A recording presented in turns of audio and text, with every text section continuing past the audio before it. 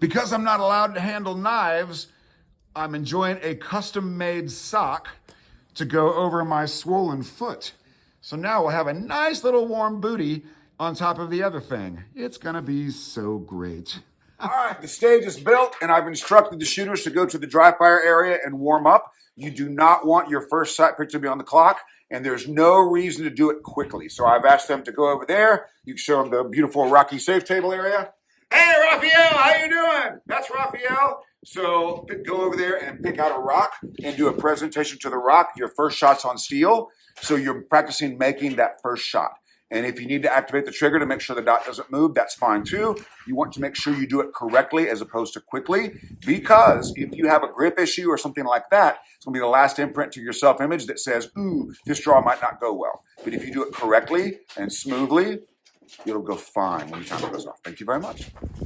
Say win. Win. All right, so you guys are getting ready to have your official walkthrough. Has anybody done mental management with me online or anywhere else? You have, okay. So people don't understand the power of imprints during the stage walking process. You have got to consciously create positive imprints to your self-image. So instead of, that looks scary, that's a hard shot, you say, this is what I'm going to do, and I know that I can do it. And if it requires strategy, like if you're worried about that first shot, show them the first shot there, videographer. Okay, if you're worried about that shot, Chris, what does it take to make that shot? Slow down and get... No! No! Center the dot, call the shot. Right! Okay, so let's say you have a grip or a trigger or a sight problem. Is slowing down gonna help? No. No, your job is to get the gun out of the holster. Are you shooting a dot? Yes. Okay, what brand is it? CZ, Trigicon, SRL. Trigicon, okay. Is that the same as other dots where the bullet goes where the dot is? Yeah. Or is it different? Same dot. Okay, so your job is to get the gun out of the holster and onto that steel target. Go ahead and stand right there.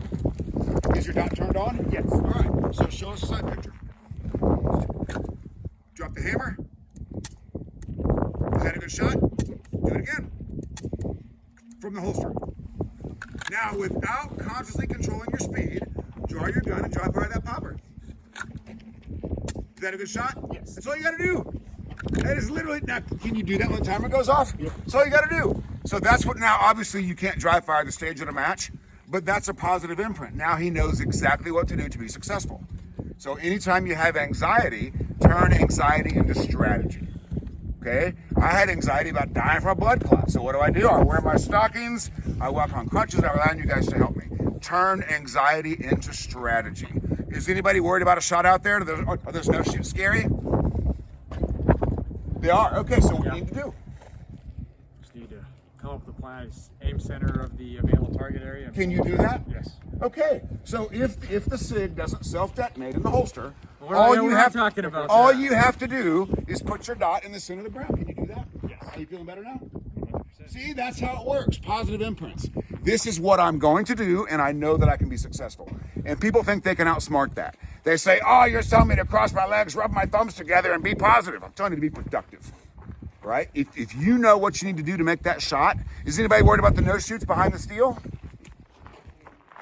Did you guys see those? What do you need to do? Put the dot in the middle of the steel, right? And guys, the difference between a good shot and a bad shot is 3 to 5 hundredths of a second. So if you get to that last position and your dot's going crazy, don't slow down, just wait for it to settle. It's gonna feel like an hour and a half. It's gonna be 3 to 5 hundredths. Okay, that's what you gotta do. Thank you very much. All right, Greg, you just shot. What do you think? It went well. It went well? Are you sure? Yeah, I'm sure. Did you get a good sight picture for every shot? Yes or no? No. Why not? I don't know. I don't always remember my sight pictures, but Were there any scored errors, any mics or no shoots? yes, there was one no shoot. Okay, was that caused by sight or trigger? It was caused by trigger. Okay, so but I think you made it up. Yeah. So that's very good. Yeah. So you're gonna. And I called it. That's I great. actually saw it and called it. Yeah, that's great. That's so much better than Alpha Mike no shoot. Right. That's only 10 points down. But if it's a Mike, now it's 25 points down. So that's very, very good shot calling. So nicely done. So we're gonna do a reshoot here very shortly once everybody goes through. When you do your reshoot, your only job is to see what you need to see for every shot. And one thing you can do between now and then, what does it feel like to get a good trigger pull? Can you capture that feeling? Absolutely. So rehearse that feeling. Or go to the safe table and practice a good trigger pull. And make sure you imprint, this is what I'm going to do. I'm going to pull the trigger in this manner. It's not about slowing down. It's about pulling the trigger more smoothly. All right? Nicely done, bud. Are you ready? And by. Nice. Excellent. Okay, that should have been a good transition right there. He was in that corner. He could have gone right to it.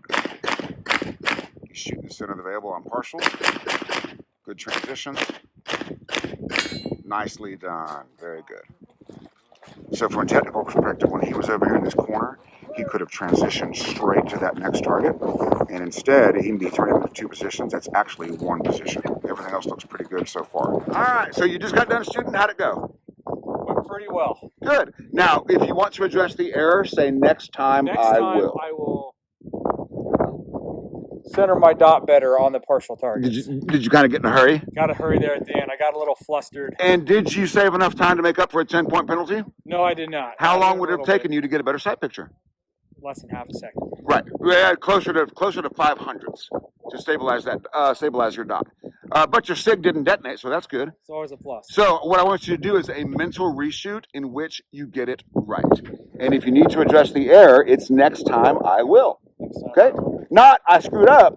Next time I will put the dot in the middle of the target. Now, you told me you were going to center the dot and call the shot. Yes. What else was going on in your head? Speed? Speed, I got a little flustered. Okay, so that's because you didn't know what to do. And that's caused because you're worried that center of the dot call the shot won't be fast enough, right? Yes. And you earned a 10-point penalty. So you're a cop. You gave yourself a speeding ticket. Now do a big smoky burnout in front of the cop.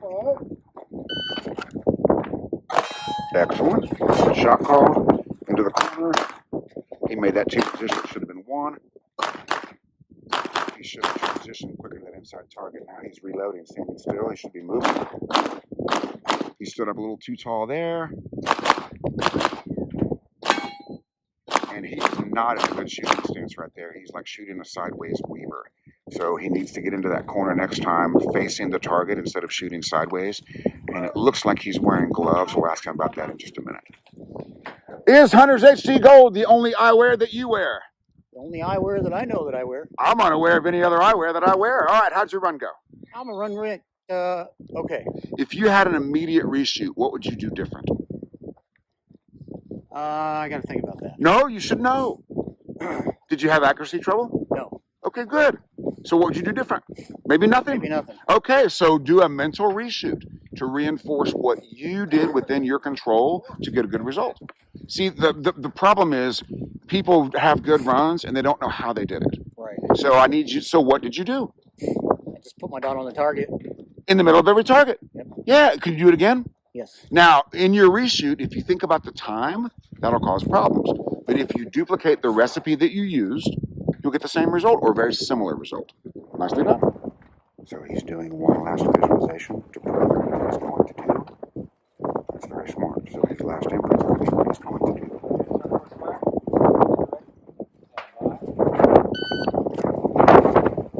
Nice. Going forward. Position. Okay, that should have been in position. He's made it 2. He did good things. He should be moving on those. Good job staying relatively low. And that one's the way in. Good transition. Oh, we have a makeup shot. We'll see what that was caused by here in just a minute. All right, Raphael, you had a makeup shot. What caused it? Visual impatience. So did you in fact have a delta, or was the shot pretty good? No, I had 2 no shoots, but I thought it was 1 delta. Oh, you hit the no-shoot. Ah, was that caused by sight or trigger? No. Was the no-shoot caused by sight or trigger? I don't know. You have to know that. Was the dot in the white when you pulled the trigger? It was caused by the trigger then. Ah, so this, okay, so now you know. Yeah. Okay, and you're shooting a CZ. Okay, all right, so that requires a gentler trigger pull for a more precise shot. Okay, so you can do one of 2 things. You can mentally rehearse a good trigger pull, or you can go to the safe table and get good imprints on a good trigger pull. Okay, and when you think about it, say next time I will pull the trigger gently. Next time I will pull the trigger gently. And you've done mental management, so you're going to do a mental reshoot every time. I will. Okay, good job, thank you. Nice.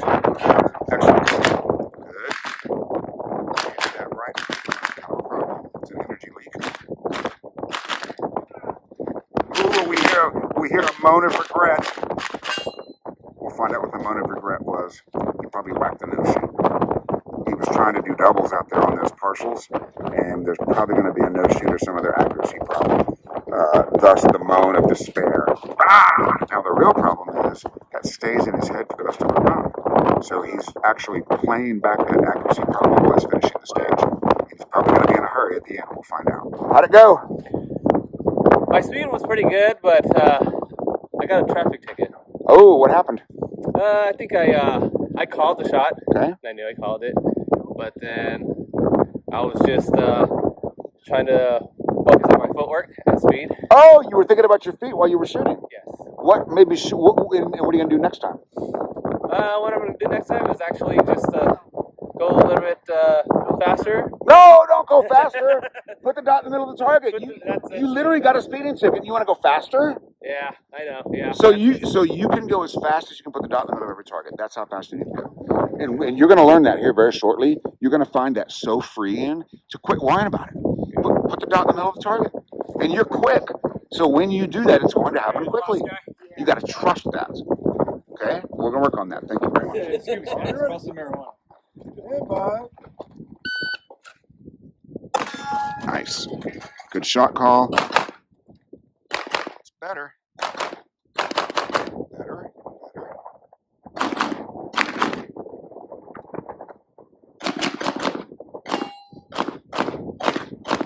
Those were excellent transitions at the end. We're going to talk to him about staying a little bit lower. He's going up and down. And Kita Busse says that when you go up and down, you create shooting while moving difficulty without shooting while moving. Let's see what our shooter thinks. All right, how'd it go? Good. Yeah, good. Yeah. Are the hits all acceptable? I think so. Yeah. I felt like I saw my dot every time when I was going through it. And I had a little bit of first stage jitters, I guess. Okay, let's talk about that. Jitters are a form of pressure. The only thing pressure can do is amplify what you are thinking and feeling. So what were you thinking and feeling? Kind of feels like I wasn't thinking. It was just like a blur, like, oh shit, Okay, moment. Yeah. that's fine. But right before you shot, what was your emotional state? Were you excited? Were you scared? How were you feeling? I was excited. Good. I felt good. Good. So just remember, first stage jitters are a form of pressure. They'll never go away, ever. So what you do is say, okay, I'm anxious. That's cool. What do I need to do? And what's the answer? Just put the dot on the target. Yeah, put that in the middle of the target. And pressure will actually amplify your ability to do that if you commit to it 100%. Our previous shooters were thinking about speed, and so the pressure amplified their desire to go fast. They had accuracy problems. I want pressure to amplify your desire to put the dot in the middle of the target. We'll do that next. Just shot your first stage, okay? What I want to hear from each of you is great, okay, or needs work. Okay. Need work. Why? You should know this. Accuracy. Accuracy. What's the solution? Put the dot on the target. Right, we're back to that. Needs work to shot 2 no shoots. What's the solution? Side or trigger? Trigger. Okay, so rehearse a good trigger pull. Go to the safe state loop if you need to. Okay, now it's cold, so you may have had insufficient support hand grip. And if you have insufficient support hand grip, that will make a trigger problem worse. Okay, were your hands warm? Was your gun warm? Okay, let's get the hands and the gun warm next time so that we don't have that imprint of, oh, this is cold, this is going to be a problem. Right? Remember, self-image. Your opinion about what is happening allows access to skill. So if you're worried about being cold, skill is diminished. If you're confident that the hands are warm and the gun is warm, now we have confidence. Okay? Giant man Greg, great, okay, or needs work? Needs work. Did you have accuracy problems? No. Then it was okay. Hang on. If you shot an entire state match like that, do you think you will? Then it's a great run. See, don't. But I don't believe I Okay, so how could you make it potential? think my transition's going to be quicker. Can you really fix that in 5 minutes? Not if I Okay, so what could you do in 5 minutes? figure out how I'm going to fix that in my practice. Nope. You got to shoot in 5 minutes. What are you going to do? I'm going to put it behind me and shoot the targets in front of me. Right, that's what you're going to do. Jared, you went on to needs improvement. Did you have any accuracy problems? I did, yes. What was it? Side. Side or trigger? Side. Okay, so what's happening here is we have multiple desires. Yes. Okay, we want to go fast. We want good footwork. Okay, all of that needs to be subconscious. So the conscious mind's only job is to put the dot in the middle of the target. And I know that simplicity is scary. Who's the fast guy? You're the cameraman's the fast guy. Okay, you're fast. If you'll let it be as simple as put the dot in the middle of the target, you'll be great. Okay?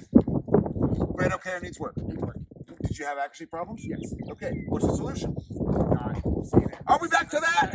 Put the dot in the middle of the target. Guys, when you let it be that simple, your training is going to be so much more powerful because your training makes you faster at doing that. And then when you go to the stage, you got 2 jobs: subconscious stage plan, positive imprints, and then a singular desire to put the dot in the middle of the target. Okay, so let's talk about a point of focus. Mental management graduates, what was your point of focus? Center the dot, call the shot. And did you obey that? What were you thinking about? In the back of your mind, there was something going on. Was it speed? I think it was the weather. It's windy. It's cold. Who cares? Does that affect the dot? No. No. So the weather doesn't matter. And if it does affect us, it affects everybody the same, right? If it's 32 degrees and raining, it affects everybody. So you prepare and ignore. Prepare and ignore. Because if you let the weather beat you, you've just given the stage to your competitor. Okay? All right, so did you have a point of focus? Center dot press. And did you obey it? Yes, sir. Awesome. And you got a good result. Yes, sir. Okay, good. Do you have a point of focus? And some targets, not all of them. Okay, so let's pick something that works for everything. Center the dot, call the shot works on partials, it works on open targets, and it works on steel. And when you learn to surrender to it, you're going to be so happy. You might even smile. Okay, did you have a point of focus? I did. What was it? Front side on the egg. And did that work? Yes. Outstanding. Now, do you need a perfect front sight for every shot? No. So I would suggest I will see what I need to see. And here's why. You don't need to see the serrations on your front sight for those close targets. We need to see something. The problem is if you say front sight and you don't see it there because you don't need to, you may not see it other places. So now you're like negotiating with your sight picture, right? But if instead you say, I will see what I need to see, you know that when you see it. It's kind of like pornography, right? We don't know the difference between a tasteful nude and a porno, but we know it when we see it. Sight picture's pornography. You know it when you see it. Point of focus? Center the dot, call the shot. Did you obey it? Until Yes or no? There, no. Why not? Why not? Because like right there, I don't know the exact reason why, but something switched in my head. Speed. And it was, I think it was I got to go fast, or it might have been I got to get this reload done fast. Okay. Or I lost. It was either that or I lost my stage plan. Okay, and so and that is, and I don't know which one it was, but I do know exactly where it happened. Okay. It was right at that point. Next time I will. Next time I will have a subconscious stage plan and center my dot, call my shot. See, simplicity.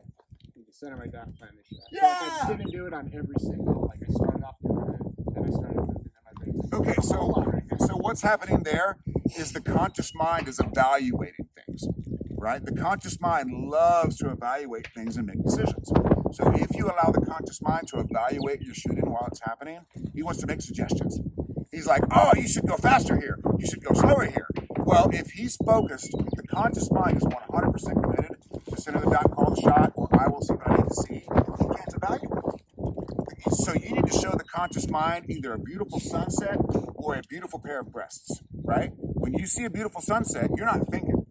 You're just admiring, right? Same with the other example that's unfortunate, it might be deleted. But when you see a beautiful woman, you're not really thinking in that moment. You're just observing. Does that make sense? Yep. Right? So just observe. And the analyzation is what causes the conscious mind to make suggestions. The conscious mind says, do a fast reload. Right? The conscious mind says, think about your feet. Okay? But if you give the conscious mind a ball to chase, like think about a Labrador Retriever. When it's chasing a ball, it doesn't know what its tail is, doesn't know what its feet is. If it's only got 3 legs, it doesn't even know that. All it knows is ball, ball, ball, ball, ball, ball, ball. So you dot shooters, follow the ball. Chase the ball. Put the dot in the middle of the target. Right? And you can do that as fast as you want. But if you try to control it, you'll go too fast or too slow, and you'll wipe out instead of catching the ball. Does that make sense? Okay, so we're going to walk the stage again, and then we'll talk about point of focus one more time. Question. Sure. So for me, I have an issue as far as like You used stage to. planning. Yeah, you used to have an issue. Okay. What's the problem with stage plan? Sometimes it just goes out the window, and then I forget. Like sometimes targets will be there, and then I'll maybe forget about it, and then just brush to the stage. And then when I see it, it's like, oh, how did I forget that target? I Are you walked getting at least 20 reps of your plan? Yes or no? No. Okay, that's the first step, 20 reps. Okay, so just go ahead and close your eyes and describe the stage to me. Okay. Out loud. Popper. Running forward. Paper. Paper. Next. Paper. Paper. Paper. Next. Partial. Partial. Next. Paper. Paper. Partial. Partial. Popper. Yep, that's it. That's it. So you've got it. Now, if you're worried about that, that wakes up the conscious mind. Conscious mind wants to look at the map, right? You need to memorize the route so you don't need the map. And none of the stuff I'm talking about will work without a subconscious stage plan. So if you think about back when we had paper maps, remember driving with the map on your knee? Well, you can't drive well or read the map well. You can kind of do both, but they're both suffering. Now think about a route that you know. You can drive it just fine. Your job is to memorize the route so you can put the map in the glove box and focus on driving. Does that make sense? Yeah. And Yeah. we'll talk about how to do it very shortly. Thank you so much. These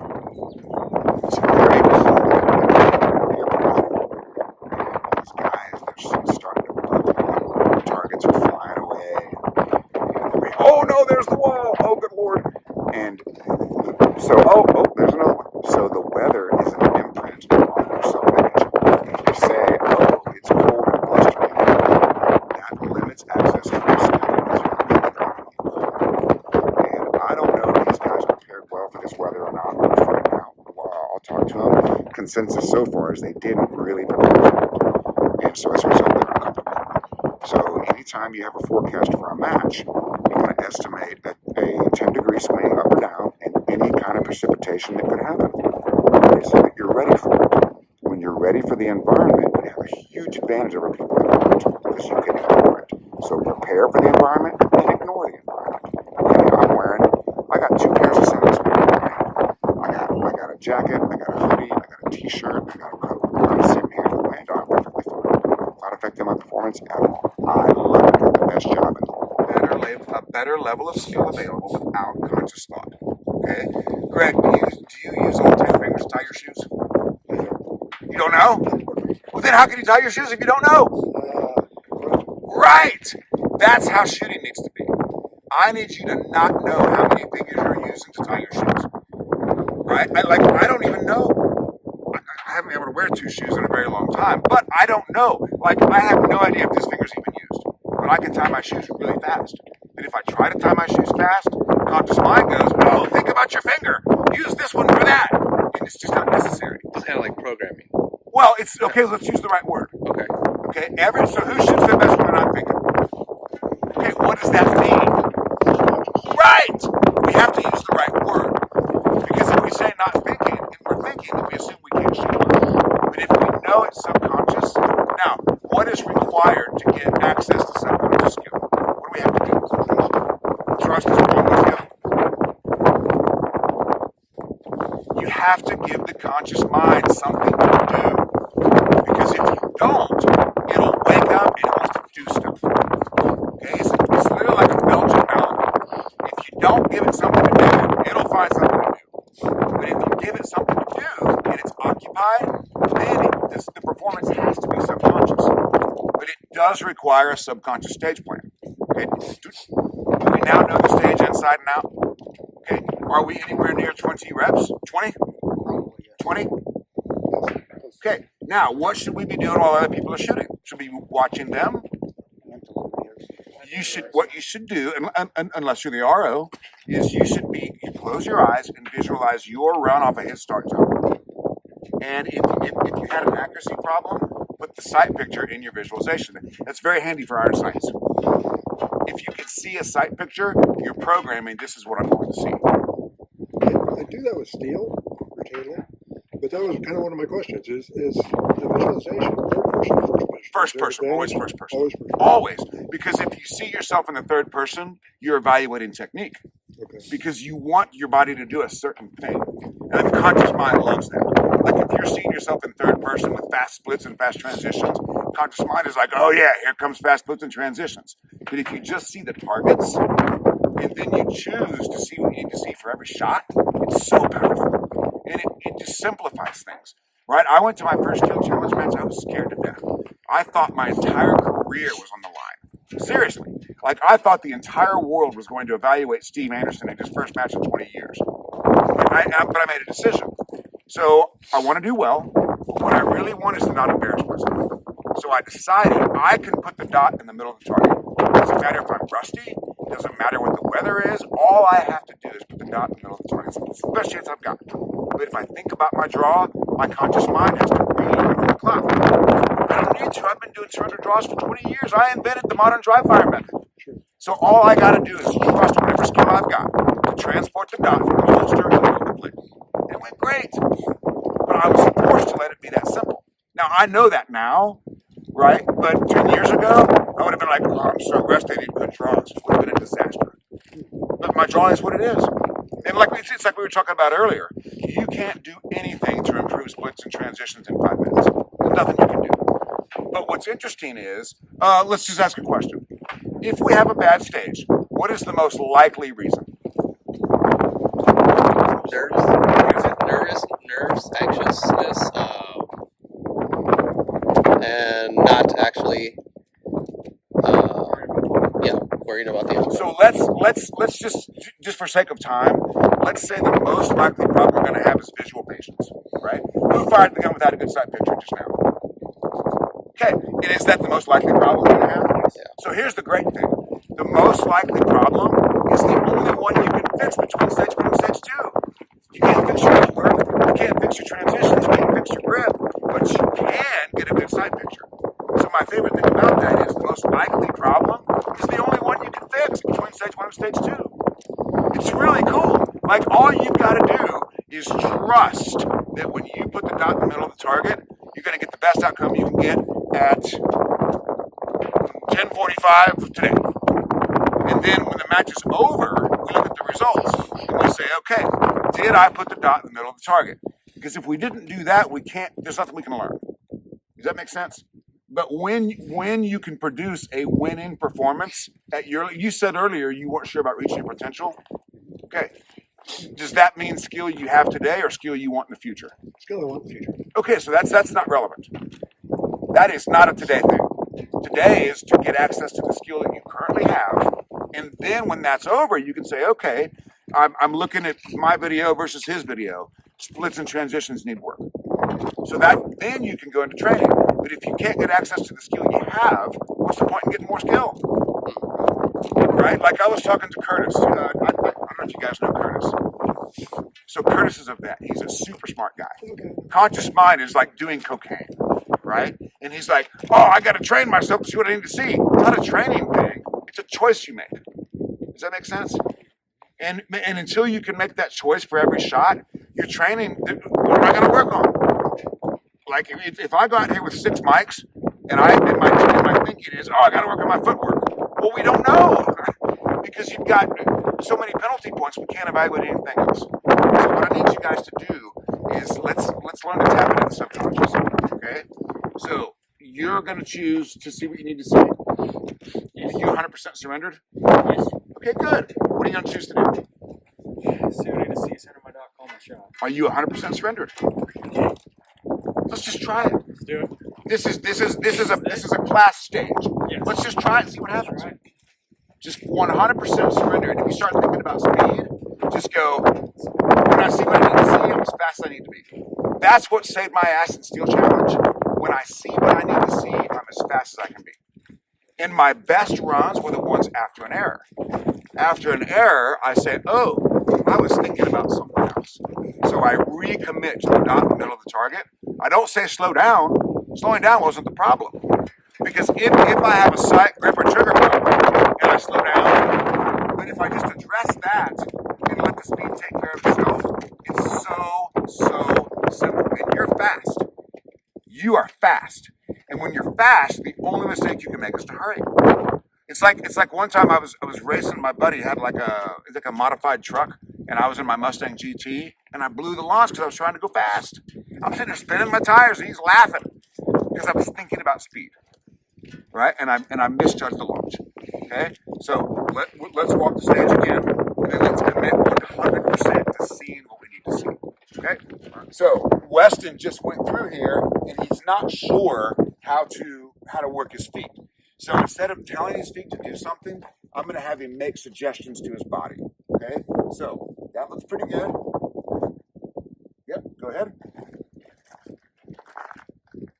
Okay, do you shoot well like that in like a sideways weaver? No. Okay, so let's try something else. Oh, now he's going to cross his feet over.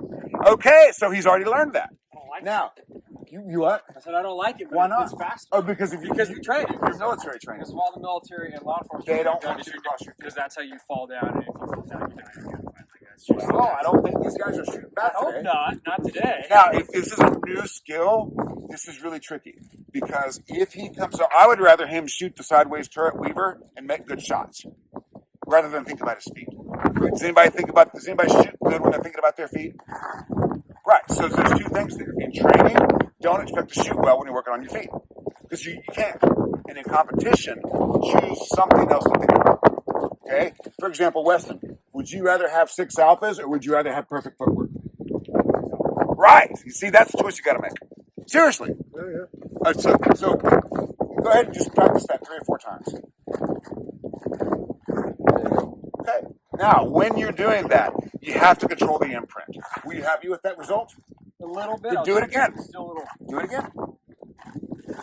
Is that better? Yeah. Okay, now come back and do it again.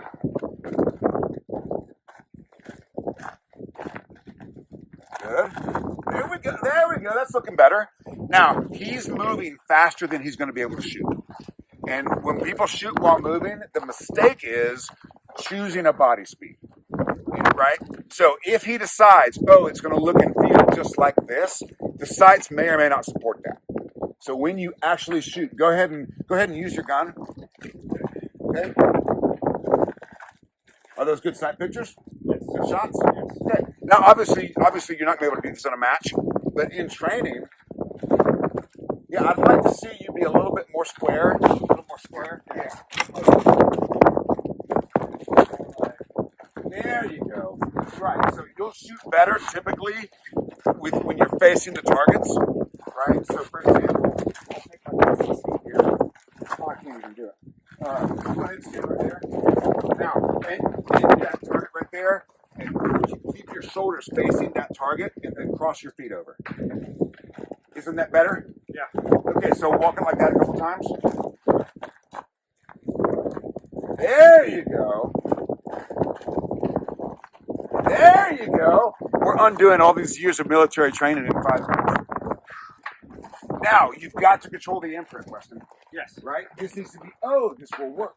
Not this is new, different, and scary. This will work. You're reading my line right now? Yeah. Okay. That's everything I can do. Yeah, I can read mine. Perfect. Now, the next thing I want you to do, as you're walking the stage, show me what your body looks like as you come into that position. Yep, yeah, that one. Yep. Okay, see that? He's coming in kind of low, right? Because he travels low. When you get to that position, whatever height your body is at when you get there is the position that you stay in. Okay? Weston, really exaggerate coming in there and staying all the way up. Okay, no. Come in low. When you get there, stand all the way up. Stand up. See? That takes time. And it also moves the dot up and down. So it causes some problems. Now come in there, and whatever height you travel at, stay there when you shoot. There you go. See how he's staying low? So he avoids that up and down. That up and down is a quarter of a second every time you do it.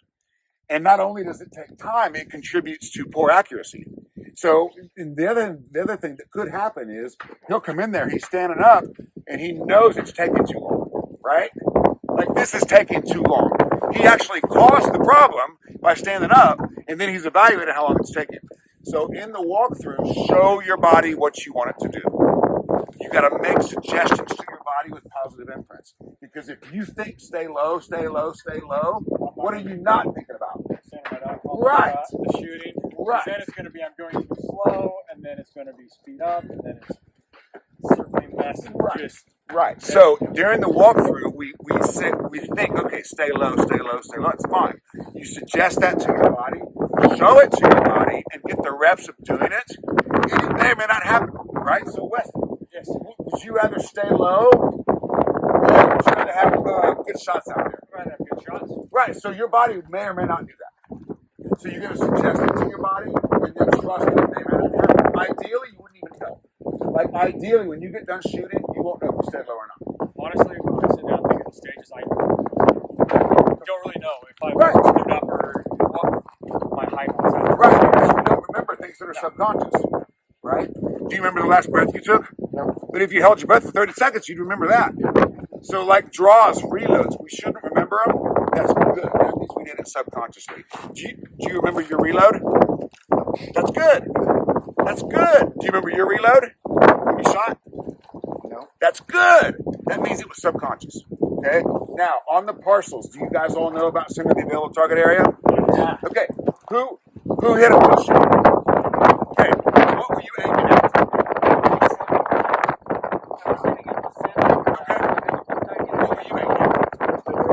Okay, so was it first or trigger? Trigger? Okay, that's awesome. All right, here's what doesn't cause bad shots. Moving doesn't cause bad shots. Leaning doesn't cause bad shots. Instability doesn't cause bad shots. Those things contribute to the poor sight picture that you choose to fire on that causes that shot. So if you're unstable, you don't have to shoot. But if we're thinking about speed, if we're analyzing how long this is taking, we're going to fire in a condition that contributes to a poor sight picture. That's exactly. Right. So you roll it through. Right. The leaning doesn't cause the bad shot. The human being causes the bad shot by choosing to fire on a poor sight picture. Does that make sense? Okay, good. All right, so let's, is everybody going to have, so let's, okay. Now, shooting while moving. Okay, so that target's pretty close. The bottom line is, something like this, you need to have those two done by the time you get to the line. Okay? So, Studious Chris, how early can you see that target? Right here. Should you shoot it there? Right here. I could. Should you shoot it there? Yeah. Should you? No. No, you shouldn't. See, you're actually too far away. Okay? You want to start shooting just so that you're done by the time you get there. Because if you start shooting back there, you got two problems. You're traveling slow and you make the shot harder. Okay, on something like this, you just want to have it done by the time you get there. Right? So Chris, go ahead and walk this. Yeah. Now, somebody was real jammed up in this corner. Somebody came, I don't remember who it was. Somebody set up for these guys and stopped here, and then they had to shoot like this. And I don't remember who it was. Does anybody know who it was? I think it was you, maybe. I'm not sure. Somebody came in here all sideways, and they were like, "Oh crap!" And it was really uncomfortable. Right? So, Chris, walk it again. Now, where do you want to be for the final array? How do you want your body set up? Okay, is that going to work? Yeah. Okay, so as you walk in the stage, make sure you end like that. Go ahead and do it. See how smooth that is? Right? That's going to make everything so much easier. But what happens is adrenaline sucks you into here on these guys, and then you're set up poorly for the rest of it. So when you're walking the stage, it's not necessarily what you're doing, it's what comes next. Make sure that your body's ready for what's coming next. Okay, go ahead and walk it again. He's done. Perfect. Now, the trick is teaching your body how to do that without words. Does that make sense? Because if Chris, if you say, have them done by the time you get there, set up nice and wide, facing the end, that's activity for the conscious mind. But if you show it to your body silently, go ahead and do that a few times. No words. Do it again. Perfect. And then you got to control the imprint. So you need to be thinking, this is going to go great. Because if you do that, and your thought is, I've never done this before, this is kind of weird, that's an imprint to self-image that'll choke off your skill. So as you're learning the stage, control the imprint. I can do this. This will work. This is going to be great. And then as you get closer to shooting, you replace those ideas with center of the dot, call the shot. Okay, so now do it. and just repeat to yourself, center the dot, call the shot. As you're walking it, center the dot, center the dot, center the dot. Yeah. So that prevents you from thinking about your feet, right? And then, so a really cool thing happens. When you're 100% surrendered to center the dot, if you come in here too hot and your dot's over the right shoulder, the gun won't go off. But if you're thinking about speed, the gun will go off, right? Because then your conscious mind goes shoot, shoot, shoot, shoot, shoot. Instead, it should be center, center, center, center, center. And Weston, when you're 100% surrendered, where's my PCC guy? Oh, the cameraman.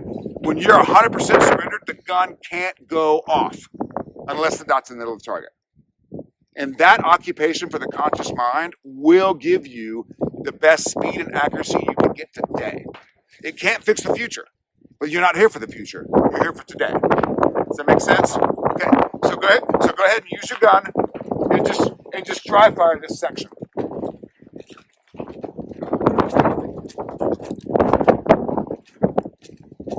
Okay. So double shot. And you can do that, right? Yeah. And what were you thinking about while you were doing that? Center the target, dot on the center. Right. So you make a rule. The rule doesn't say go fast or go slow. The rule says this gun's going to go off with the dot's in the middle of the target. And if you try to put speed on that, you're breaking the rule. Does that make sense? And if you try to get a cadence, you will, but the sight may not be in the middle of the target. Right? So like if you're thinking, so yeah, we want that to sound like 1, 2, 3, 4. Of course. Oh Lord. We want it to sound like 1, 2, 3, 4, but if you come in hot and the sight's over the right shoulder, it's not going to sound like that. But you got a choice to make. Do I want to make that sound or do I want to shoot alphas? Okay? And let's talk about close, easy targets. Those targets are close and easy, right? What should that mean? All alphas. What is it? All alphas. Okay, you got to be careful with that. Alphas close Charlies. Green shots. Oh yeah. Green shots. Shots, yellow shots. Right, and we'll do shot con a little bit later, but you need to be thinking these are quick, easy alphas. Not all alphas, because that'll slow you down. This is an IDPA. And I'm not telling you to shoot Charlies, I'm telling you to shoot green shots in the middle. And you might get a handful of close Charlies. That's fine. But you don't have time, rolling through that position, you don't have time to get like, oh, I gotta be in the inside of the triangle of the A. That's over confirmed. That's too slow. Okay? All right, so we'll go ahead and walk everybody through that process, and then we'll shoot it again. Your percentage of satisfaction with your run will be the exact same as your percentage of surrender to your point of focus. So, Weston, Yes. if you're 95% surrendered to center of the dot, you'll be 95% as your run. But if you're 100% surrendered to that, you'll be 100%. And we're going to get you to that place of simplicity, and you too. And you're going to love it because you're going to go to the match and go, hey, all I got to do is get a subconscious stage with positive imprints and get the dot below the target. It's so free, but you have to have a big win before you trust it. You know what I mean? Like you need to really do something great. All right, let's see this thing. 100% surrender.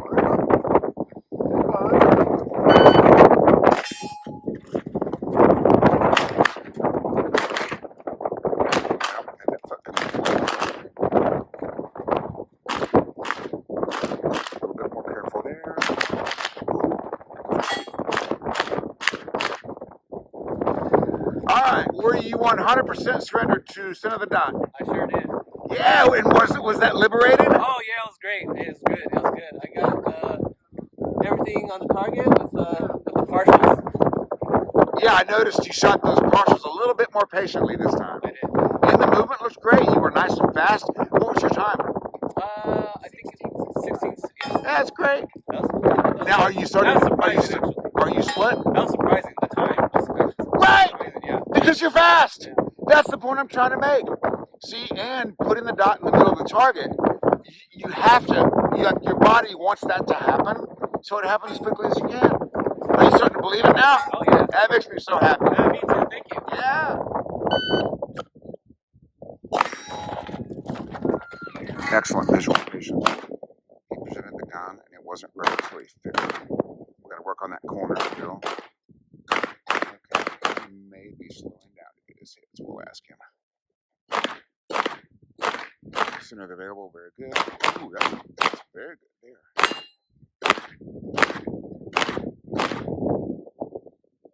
All right, you just had your reshoot. What is your point of focus? 85%. 85. What's in the other 15? The other 50, visual impatience. Visual impatience? Yeah, visual impatience. And so that means you got in a hurry? Yeah. And what was the accuracy issue? Was there a mic or a no shoot or something? No mics, no shoots. Okay, so you're fine. Yeah. If you shot like that for an entire major match, do you finish pretty well? Yeah. Okay, so that was a good run. Good run. And are you worried about being slow? Is that where the visual impatience is coming from? Targets. Yeah. Okay. All right, we'll work on that. Good job.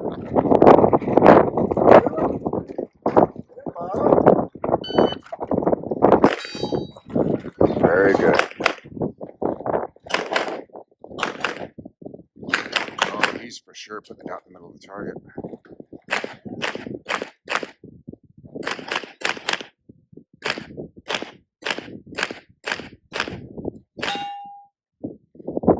Looks like maybe some makeup shots out there. We'll talk to him just. All right. Give me an overall percent of surrender at the center of the dot. 95%. What is it? 95%. 95%. And were there some makeup shots there at the end? There were some makeup shots. I got a little bit too loose there at the end, but I was able to call those shots and fix them. Good. Did your conscious mind tell you to kind of get in a hurry? It did, actually, a little bit earlier on in the stage, and the moment that happened, I was like, send your dot, call your shot. Good. Very good. So this is a process. We're going to go through it for the rest of the day. Are you starting to believe in the simplicity of it? Yes. Good. Very good. Nicely done.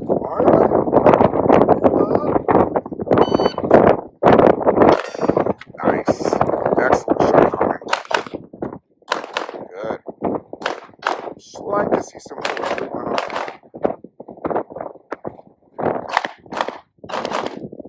Ooh, frisky.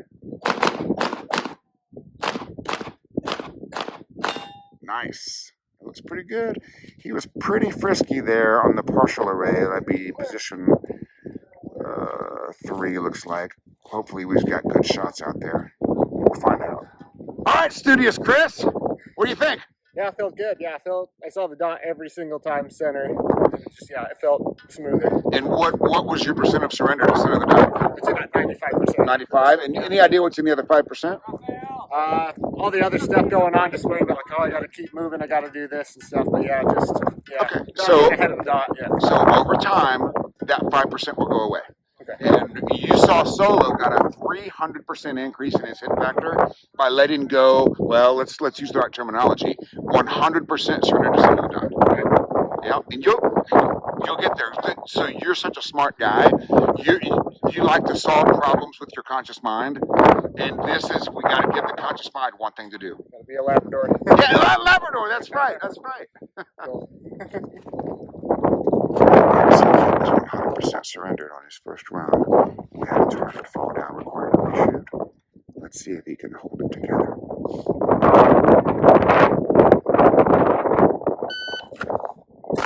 Nice.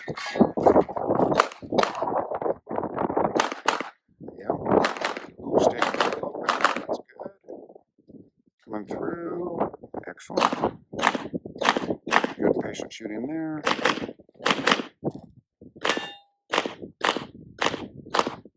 Looks pretty good. No makeups. We'll see what. All right, you had to do the go that way. Perfect. Yep, right there. All right, you had to do a wind failure reshoot. What do you think? I just did the same thing. I just put my dot in the center and pressed and had a great run. Awesome. That makes me so happy. Yeah, the only thing I want to tell you from a technical perspective, when you got in that left corner, the gun came down way below your chest and it had to go back up. Over here? Yeah, as you in that left corner, but that's a training thing, right? So you did a beautiful job putting the dot in the middle of the target, and now we can look at technical data, right? Until we can produce a good, clean run, technical stuff doesn't help us, right? Like when Solo had 3 mics and 3 no-shoots, there's no technique in the world that saves that. Right. But now that we know how to put the dot in the middle of the target and get a winning performance, now we can work on technical stuff. Awesome. Awesome.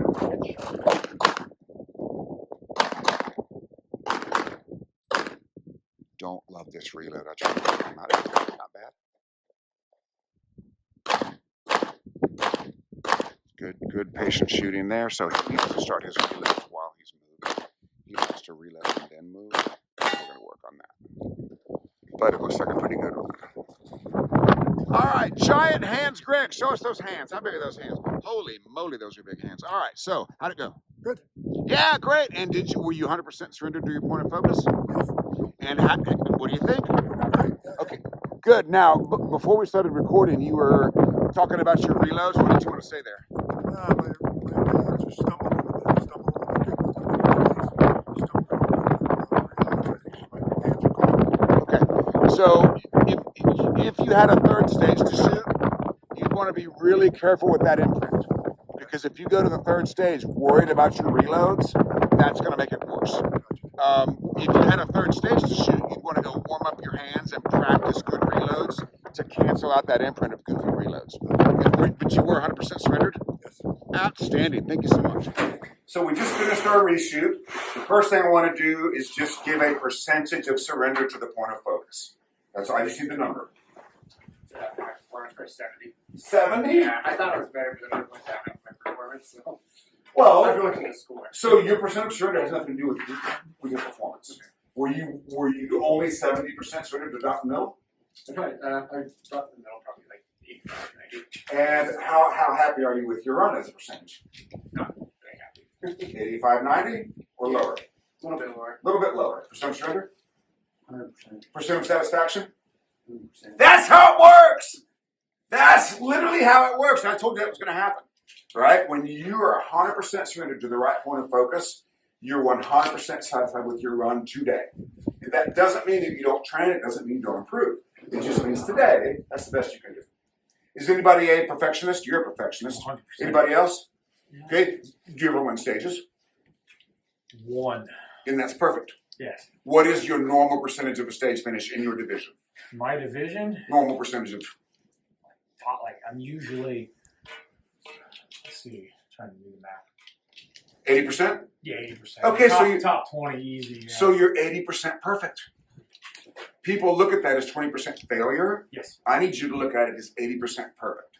And guys, who wins stages? Greg, you have to win stages in single staff. Yes. So those are perfect runs. Yeah. Right? If you're a perfectionist, your percentage of the winner in your class, in your division, is your percentage of perfection. So people want to take the inverse and make it a percentage of failure. It's not. Does anybody ever win a match in their division or class? Perfect. That's a perfect performance. It doesn't mean you don't improve, but it means today I performed perfectly. If you're a perfectionist. Percent of surrender? 85%. Percent of satisfaction? 85%. 85%! 95. And also 95. Didn't I tell you that was going to be the case? Now, Solo, you improved your hit factor 300% from run 1 to run 2. You've got to be ecstatic. Yeah, surprisingly, yeah. I didn't know by going a little bit slower than what I did the first time, I would have gained that percentage. Now, did you intentionally go slower? Not too much, but yes and no. I want to say yes and no. See, I want a yes or no, and you're giving me both. Yes, You did consciously slow down. I did. Okay, so we're going to let go of that. That's the next step. So you've surrendered, Yes. but Yeah. dogma in the industry has got you thinking, oh, I need to slow down to do this. Later today, you're going to learn you don't have to slow down. You just got to put your dot in the middle of the target. Okay? Greg, percent of surrender? 100%. Percent of satisfaction? 100%. 100%! Now, are we starting to get this, guys? Okay, so when you identify the correct point of focus and surrender to it 100%, that'll be your percentage of satisfaction for you on this day. Okay, now let's go through the scores here. Let's just see what happened. Okay, I don't know how to do this quickly to get both stages. So let's just go around. Let's just do run 1 hit factor. Guys, remember your hit factors. Solo 1.9, Raphael 4.3, Weston 4.6, Chris 4.8, Robin 4.9, Greg 4.7. Okay, and does anybody have their calculator handy? Can you? Okay, so we learned that a delta is 4 points down. So Greg, on your first run, you had a 4.7 hit factor, and Weston, take 4 divided by 4.7. 4 divided by 4.7. Well, he's shooting major, so oops. And what was the result? Yeah, 0.85. Okay, so if you were shooting minor, you'd have 0.85 to prevent or correct the delta in that environment. So everybody knows their first hit factor? Yes. Okay, all right, let's do the second round. Second round, solo 5-4, Raphael 3-8. Wait, no. That makes no sense. Okay, well, we'll You take said a look at it. 3-8? We'll take a look at it. Okay. Solo 5-6, Weston 4-9. Yours is for sure higher. Chris 2-3. Did you have accuracy trouble? Yeah. Okay. Robin 5-0. I know that's higher. 5-4-9. Yeah, 4-9 to 5-0. Greg 4-2. Is that about the same, or is It's about the same. Oh, 4.7 first time. Yeah, you had a really consistent first run. And Raphael, you don't like your hit factor. I shot up a lot better the second time, and my first hit factor was 4.3. What do you mean by better? I had 2 no-shoots on the first run. Okay. I didn't have any no-shoots on the second one. All right. Stage 1, Raphael 4-3. Okay, they don't have mics or no shoots listed for you on your first run. Did you have a mic or a no shoot? No, those 2 no shoots weren't actual no shoots. That was fall from the steel target. It didn't penetrate all the way through. Okay, that's fine. So it's not an issue. Down there, yeah. So run 1, 4.31. Raphael, run 2, 3.8. So we had 8 Charlies on the second run. So we had a higher number of Charlies. Okay. On the second run. We can go back and look at that in greater detail. Okay. Did you consciously slow down on the second run? No. Okay, good. So yes, we'll go take a look at that. So could we say that most of you did a little better on the second time through? Yes. Okay, all right, good. Very good. So that's the power of the correct point of focus. Nicely done. Now we'll move on. We'll do a very short lunch break, then we'll get into group shooting and shot calling. Okay. What is the shortest lunch break we can manage? 10 minutes. Does anybody need to leave the property? Oh, You probably can not. All right, so you guys just experienced what I call match mode shoot. And the mistake people make is they have a disappointing match and then they want to go practice. Now, isn't it fair to say that if we have a disappointing match, it's usually mental? Yes. Right? So, like I'm a grandmaster. If I go to a match and I have 6 mics, that is not a technical problem. Like I don't need to worry about my trigger or my grip or anything. That's a mental problem. And the mistake people make is they have a disappointing match. Like I could see you doing this in the past solo. Like I could see you having, like you had 3 mics and 3 no-shoots on your first run. I could literally see you taking that to practice and practicing avoiding mics and no-shoots. But that's a mental problem.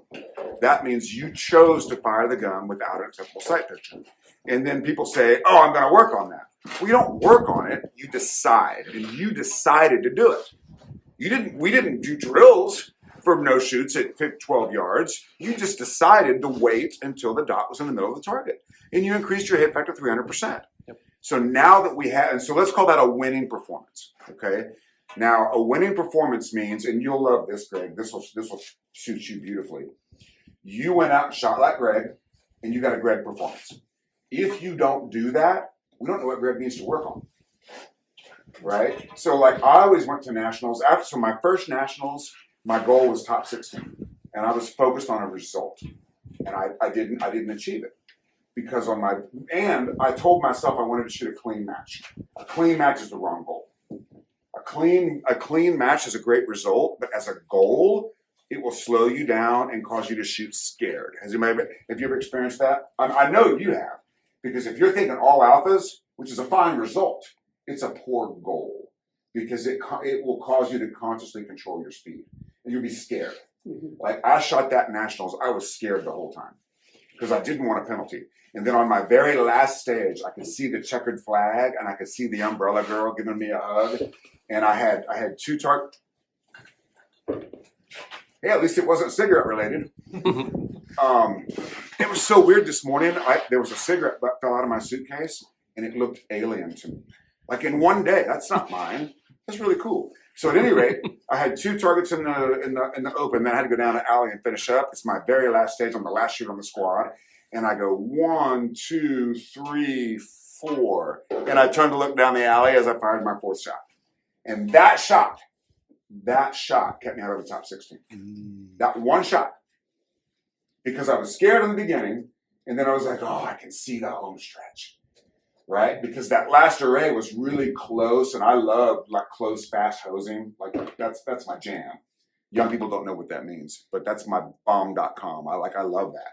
So I need to be shooting here, but my mind is already here. And did you guys notice that on your first run, you got exactly what you wanted? Like you wanted speed, and you got it. You know what I mean? Mm-hmm. So you can't be mad. If you choose speed and you have poor accuracy, you can't be mad. You got exactly what you wanted. If you were, who was thinking about footwork on their first run? Was that also you solo? And did you get good footwork? Yeah.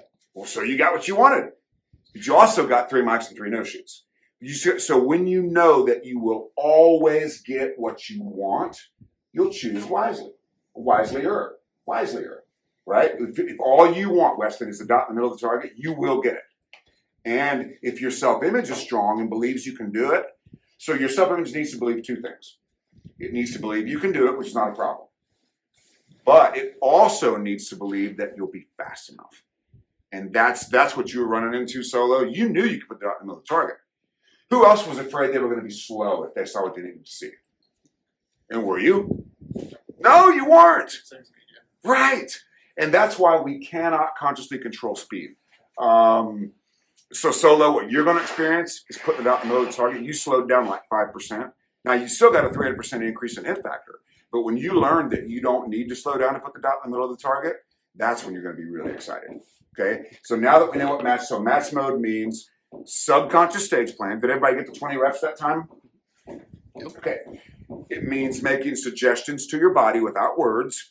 So like we realized at that end, we wanted to be kind of shoulder square. We want to do a little pivot. If you can show that to your body without telling yourself, it's better. Because I don't want you to be thinking on your first shot, oh, I got to pivot at the end. That's not a thing. Now, you may or may not do the pivot, but when you're focused on dot in the middle of the target, as one of you learned, you don't need a perfect stance to make the shot. Obviously, if it's the last position in the stage, you want a good stance, but you can still make the shot. And if something happens to cause your body to be slightly less than perfect in your stance, you can still make those shots. And tomorrow we're going to work a bunch on making shots in imperfect stances. That's what Christian Seiler's so good at. Has anybody watched Christian Seiler videos? Like, he never has a perfect stance. And curiously, he's the one that told me, and I don't know if this is still true, but he told me a long time ago, he probably could not shoot a classifier GM on demand. He got his G on a match ball because he doesn't care. Like if I want to win the world shoot, how many standing reloads am I going to practice? None. Because I mean, there might be 1 or 2 stages with a standing reload at the world shoot, but it ain't going to be 95%. Does that make sense? All right, good. So now that we produce subconscious stage plan, and do you guys see what I mean about positive imprints now during the stage planning process? So we need to be actively doing that. You mentioned a stage that you shot in the past that you knew was going to be hard, and then when it wasn't, your self-image didn't really know what to do. Yeah, it surprised me and threw me off the rest of my plan. Right, because the imprint is, this is going to be hard. And the other problem is, have you ever gone to a hoser stage and imprinted, this is no big deal, I can just hose my way through this, right? So you got to control the imprint. And the other thing I need you guys to do tonight, and we'll depending on how this day goes, we'll either do it in the day today or maybe tomorrow. We need to write down what we did. For you, it's huge. You need to write down, I increased my hit factor 300% simply by putting the dot in the middle of the target. Were you still a little bit skeptical? No. You weren't skeptical that it would be better? Oh, that would be better? Yes. Yeah, I'm sorry. Yes. Yeah. Right. Yeah. And that's perfectly fine because this is a new idea. Yep. Right? You came into it with so much conscious thought. I got to do this. I got to do this. I got to do this. And you did those things. What you didn't do is put the dot in the middle of the target. What I want you guys to understand is that all you ever have a right to on match day is your current level of skill. You don't have a right to more than that because you haven't earned more than that. but you do have a right to that. And and here's the worst case scenario. If you'd come out of this stage thinking you had a technical problem and then practiced partials at 15 yards and continued negative imprints, then it gets really bad.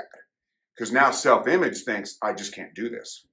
It's just impossible. Does that make sense? Mm-hmm.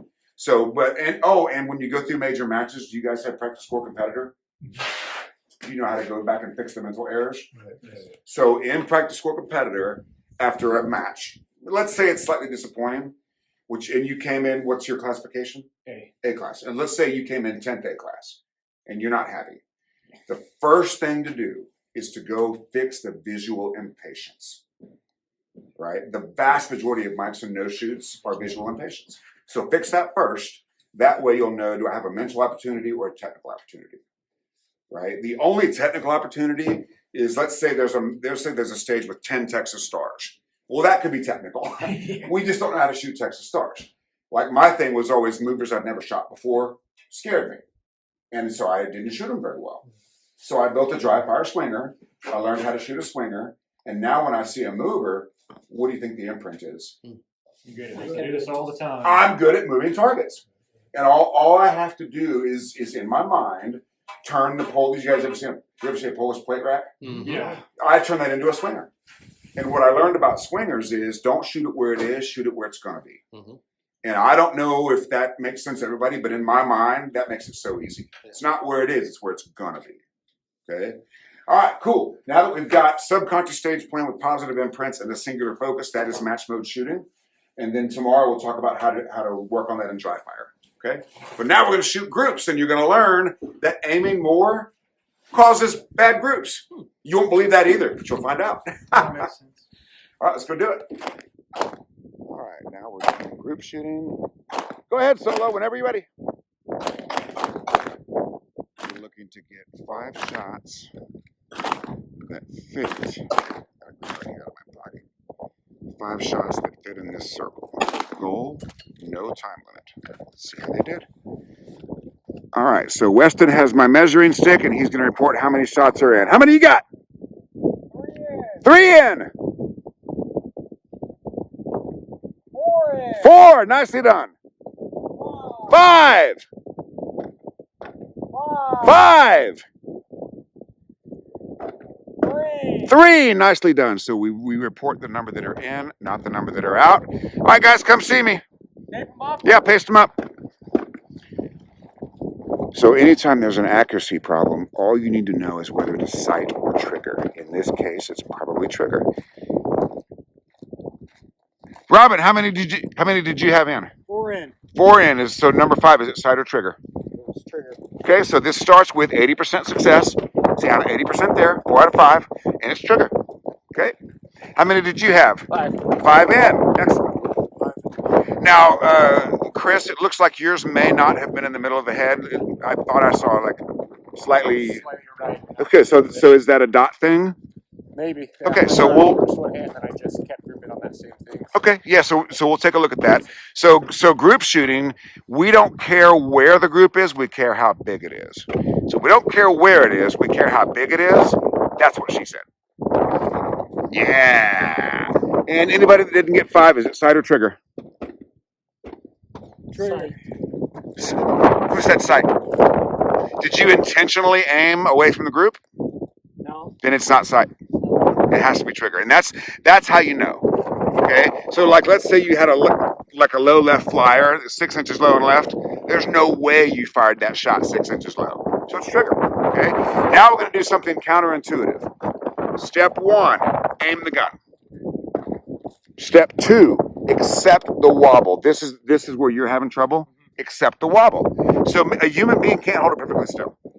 And the trouble is, if we try to time it, it's going to be no, no, no, yes. And on the yes, we'll honk the trigger.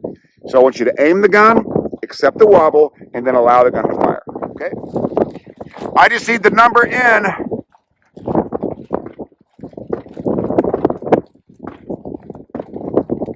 have to wait for the PCC guy to get out there. How many in? 3. Sight or trigger? Sight or trigger? Sight or trigger? Okay. 4, Excellent. 5, 5. Nicely done. 4. Call the RO. Overlay. 5. Nicely done.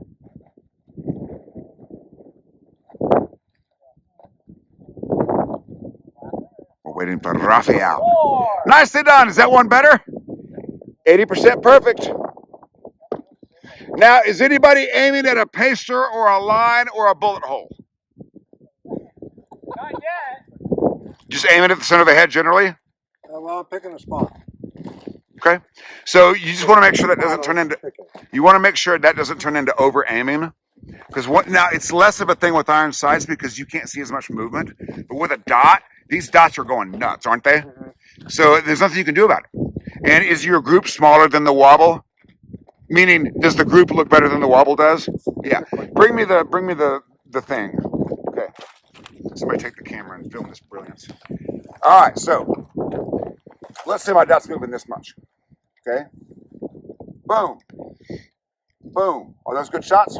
Those are great shots, but they don't look like it because the dot's doing this. But by definition, boom, boom, boom. Those are good shots. But let's say my first bullet hole went here on the barcode, I'm going to be no, yes. That's the problem with aiming at bullet holes. You probably can't see bullet holes, can you? No. Is anybody aiming at bullet holes or a paster or something really specific? Well, the problem is if you catch one and then if you catch one that's not where it's supposed to be, Yeah. Well, then you're trying to make your groove. No. Use the same aiming. Okay, aim at the center of the head generally. Okay, and just let it float. I promise you the results will surprise you. Okay, let's try it again. Excellent. So letting go of the over aiming is very counterintuitive. So just put the dot. Oh, are we back to putting the dot in the middle? So put the dot in the middle of the head and just try to give me a surprise break. Whenever you're ready. Or something close to a surprise break.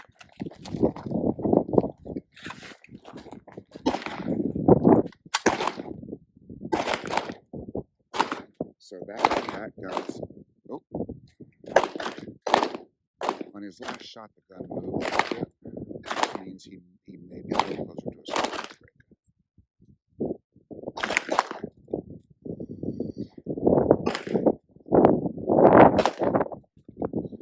And by the way, guys, group shooting is the beginning of shot calling.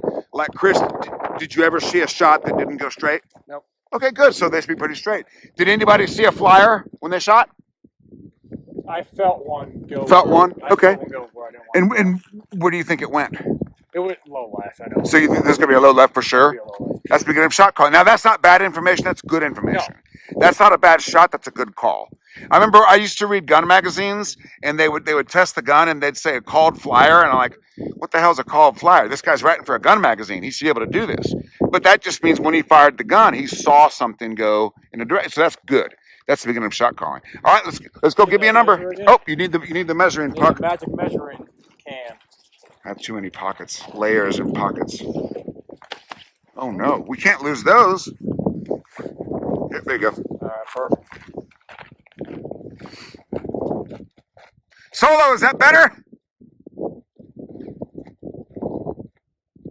His last name is Solo, so his kids should be guitar and drum. They'll probably get him divorced. 3. Okay. Solo, are you getting anything close to a surprise break? I'm thinking it's hard to 4. Nice. 5. Nice. 5. Awesome. 5. Nice. 6. I don't know. 5. All right. Outstanding. Now, Solo, are you maybe aiming at a bullet hole or a paster or something I'm specific? maybe not pacer now. Okay, so let go of that. Okay. Center of the head generally. Okay. You can't stop that thing from moving, and you're trying to. Yeah. Yeah. And so when you try to catch it when it's perfect, you're hitting that trigger pretty hard, and that's moving the gun a little bit. Okay. All right, we'll try it again. Go ahead. Face the All target. right, group shooting is a microcosm of the mental game. Who liked their group? Oh, come on. You loved it. It was great. Okay, so if you attempt to duplicate the result, you're going to overtry. You're going to over aim. But if you know what you did, you can do it again. What did you do? Gently pull the trigger. You did what? Gently pull the trigger. Okay, can you do that 5 more times? Yeah. Okay, if you do that 5 more times, the result has to be similar. It might be a little better, it might not be, but it has to be similar. But if you try to shoot a better group, you're going to over aim for sure. And this is where you learn process over result. If you know exactly what you did, you can do it again. But if you think it was luck, or like let's say, is anybody shooting a better group than average? Are you shooting better groups than average? It's often. Okay. Is anybody shooting better groups than average? You are. Okay. So you have to own the process. Otherwise, your self-image will say, that's not you. You can't do that. But if you say, hey, I did a thing and I got a thing, you can do it again. Right? Like, for example, I'm not very good in the kitchen, but if you give me a recipe for a chocolate cake, I can make it. I follow the steps. If you give me a picture of a chocolate cake, I can't do it. So don't go for the picture of the cake, follow the recipe. Let's try it again. All right, I'm very interested in Solo here. So Solo's only task is to be surprised by the gun going off 5 times. Whenever you're ready.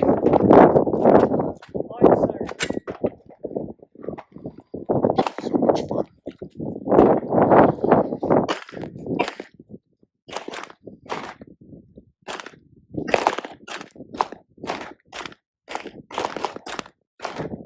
All right, bud. Were you ever surprised by it going off? Yeah. You were. Okay. So, do you think it's gonna be a little tighter? I think so. Okay, I think well, so. I just when the dot, kind of like what you were saying, when you want to catch it where you want to get it, and then it goes off. I'm just gonna stick to that. Okay. Yeah. Cool. So Let's go see check them what out. happens. All right. Let's go see how many we got. Let's start with Solo because I'm very excited about this.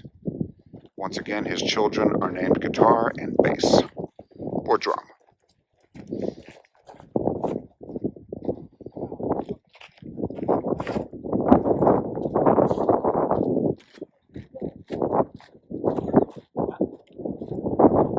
Oh, it must be good. They're analyzing. Hey, Solo, come talk to me.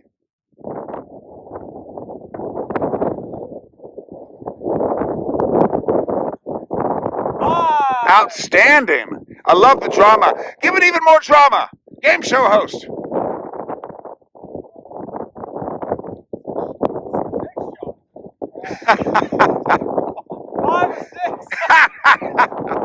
It's Virginia count, buddy. 5. Awesome.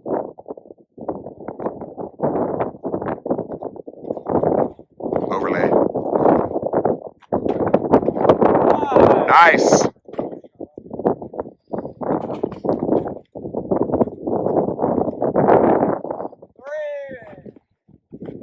All right, Raphael, did you try to duplicate the result or the process?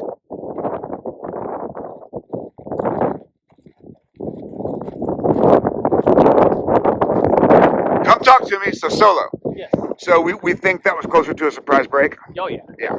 And the group's tightened up, right? It did. Okay, so what this teaches you over time is that when the shot is more, like let's say you had a 50-yard mini popper and you shoot groups on a regular basis, subconsciously you'll get a better trigger pull. Okay. And that's why we do this. All right, did you go for the result or the process? It's the result. The result, yeah. But it's like a 2-pound trigger. Okay. So I think You think you I can't be need to learn to be more gentle with it. Okay. Kind Go, of be surprised. so by go it. ahead and get forward and unload your gun. It's a CZ, so it could go off anytime for no. Oh, it's not a SIG, so not anytime. All right, so set it in single action. Okay, and pull that trigger so gently that you have no idea when the hammer's going to fall. No clue. Oh, you knew it was going to fall. Did you know it was going to fall? so gentle that you have no idea when that hammer's going to fall. No clue. Now, did you see the gun dip a little bit there? Yeah. Okay, do it again. Now, put as little pressure as you can on that trigger, and I want that hammer falling to be a complete surprise. It's right up to the. Was that a surprise? Yeah. Okay. Here, let me see the gun real quick. Let me see. Film the guy on crutches. All right, so I've shot a lot of CZs. CZs usually have 3 to 5 micro breaks, which means you should be able to see the trigger move a little bit and the hammer won't fall. So I'm gonna dry fire this with no idea when the hammer's gonna fall. Okay. So pressure on the trigger. There's the over travel. Now I'm at the wall. Okay. Most people would do this. Okay? Yeah. I'm gonna get to the wall. I'm gonna reduce pressure. Okay. Watch my finger very carefully. That was a surprise. This gun has 1 micro break. Now, you see the muzzle moving? That means I'm increasing my wobble zone. That's scary, but it's actually good. That means I'm gonna let the gun fire instead of making it fire. Let's try it again. I can't get my preferred stance with my boot on. That's better. Okay, it moved a little bit. Did you see that? Moved again. Did you see that? Yeah. Okay, this gun has 2 micro breaks. The trigger moved twice, and the hammer didn't fall. See if you can feel those micro breaks. Okay.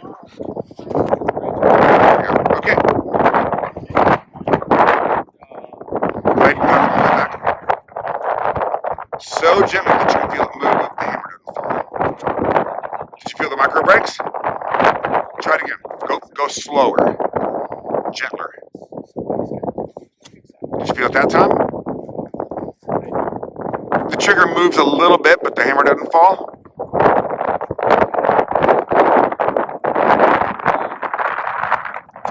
Did you feel it that time? Okay. All right. We'll keep working on it. So if you have a CZ, pull the. So just try the least amount of pressure you can put on it. You're still hitting it pretty hard. I want it to be a complete surprise when it falls. Is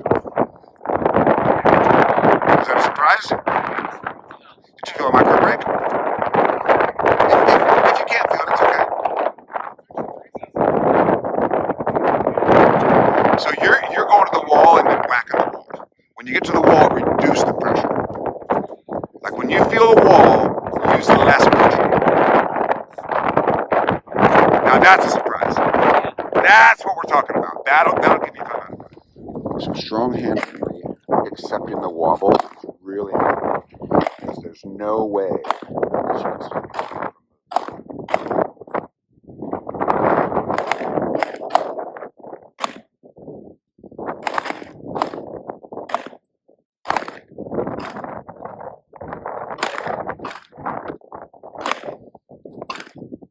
So Chris, Greg, and Raphael, next time I want you to put your right foot out in front.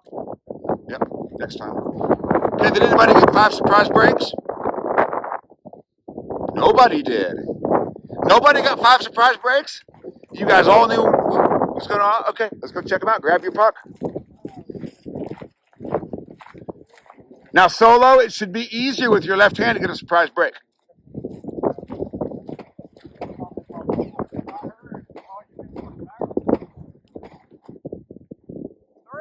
Three, okay. So with the left hand, it should be easier to get a surprise break.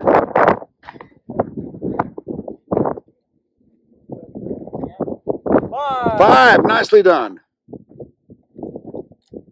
5. Excellent. Well, you guys want to move on, don't you?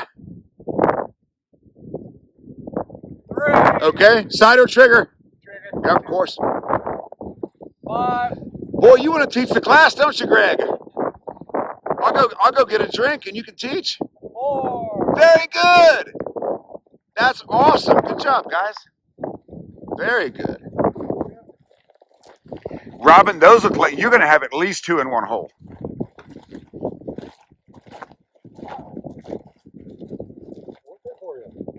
How's it look, Robin?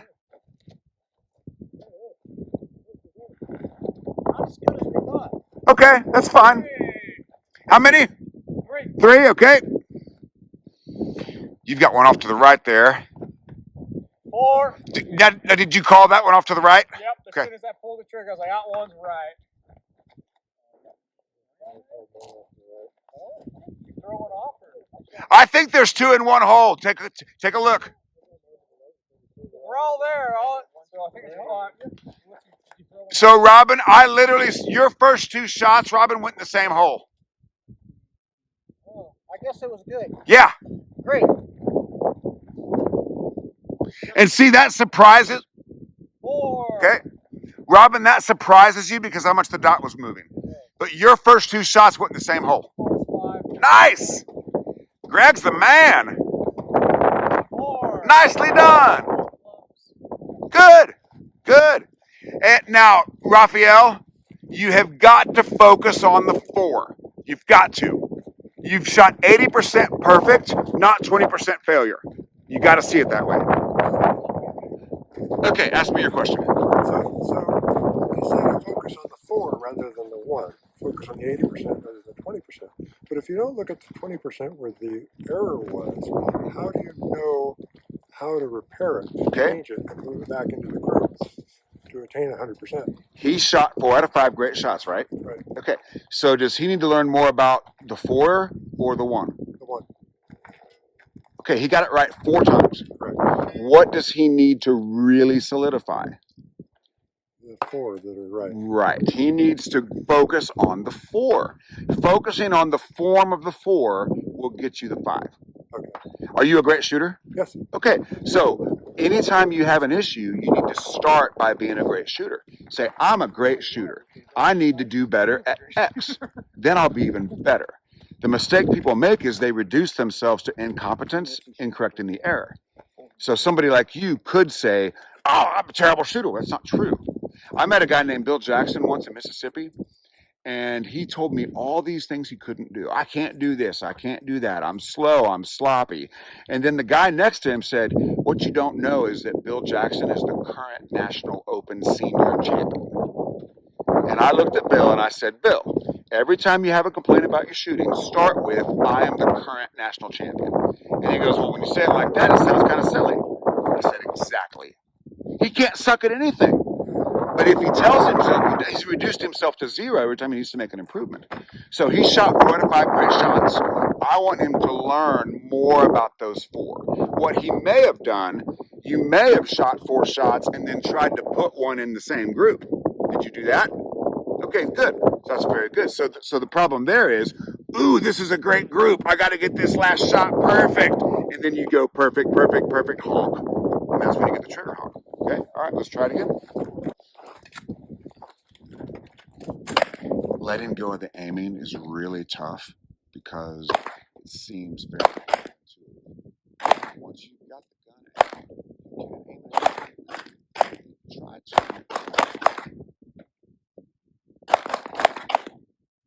Notice the cadence is slowing down. So he had no idea where the gun was going because it recoiled a lot. As another surprise. Those were surprises, weren't they, Weston? A little bit there at the end. Yeah. All right, let's go check them out. Look at Weston sneaking a peek on his way by.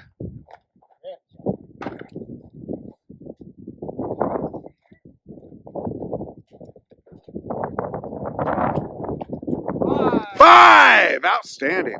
So what we're learning here is that when the shot is difficult, trigger is more important than sight. 5. Nice! 5. Awesome! Good job! 5. Woo! 5. Greg, your perfection is becoming boring. 4. Excellent. Very, very good.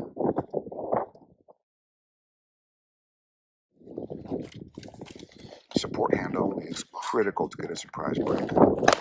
So we'll watch the recoil here on this shooter. Yeah, it moved a lot. He didn't know when it was going to go off.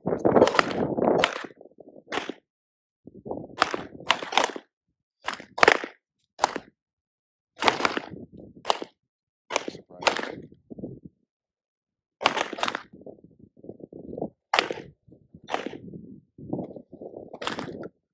See how long it's taking him. That's good. All right, go check them out. Make sure we're clear first. Yeah, we're clear. That looks pretty good, Weston. How does yours look?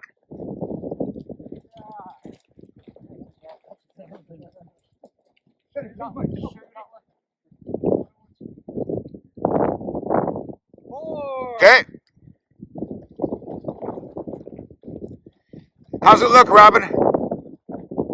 Awesome. 5. Excellent. 5. Excellent. 5. Excellent. 5. Of course, Greg. Okay. Where are his flyers? Are they low and right? Okay, that's trigger for sure. That's you making the gun go off instead of letting it go off whenever it wants to. Now the flyer, did it occur early or late in the string? Early? Okay, that's 100% trigger. Raphael, for you, I need you to be completely surprised when that thing goes off. I need that gun going off to be almost a poop your pants surprise. Like you have no idea when it's going off. That's how gentle I want it to be. And obviously you'll have your left foot back out in front.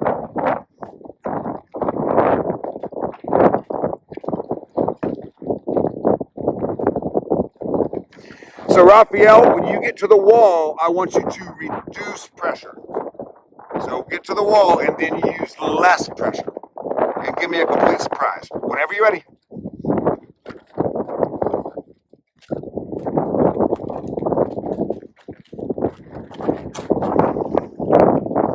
Let's watch his gun. Let's see if he's getting some breaks.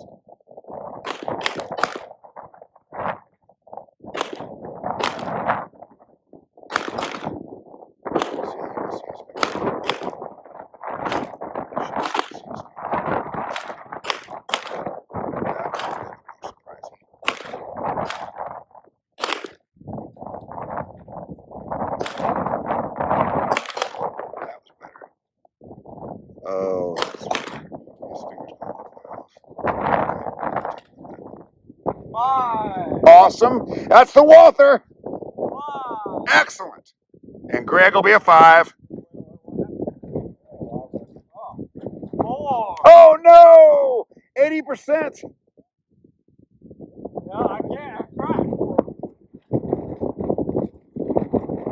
3. Okay. All right. We'll try. Raphael tells us it'll be under a second. Whenever you're ready. Get ready. Stand by. Time. 1.15. Okay. You promised me a 90. Show me a 90. I want a 99. Get ready. Stand by. 1.17. We're almost there. Hey, how do you feel about taking your jacket off for just a second? I can do it. On these cold mornings, it's jacket on, jacket off. So it's now time to jacket off. I see what you did there. All right, Greg, show me something. All right. Ready? Ready, yep. Get ready. Stand by. Time. 0.96. All right, so Greg, I want you to do it again. Your reaction time needs to be quicker. I want you to go as soon as you hear a hint of a timer. I want you to go. Ready? Shooter ready. Stand by. Time. 0.89. There we go. So the start tone is 3/10. And on the first one, you for sure let that start tone expire before you moved your hand. In Steel Challenge, that's huge, right? All right, Raphael, is it going to be a 99 this time?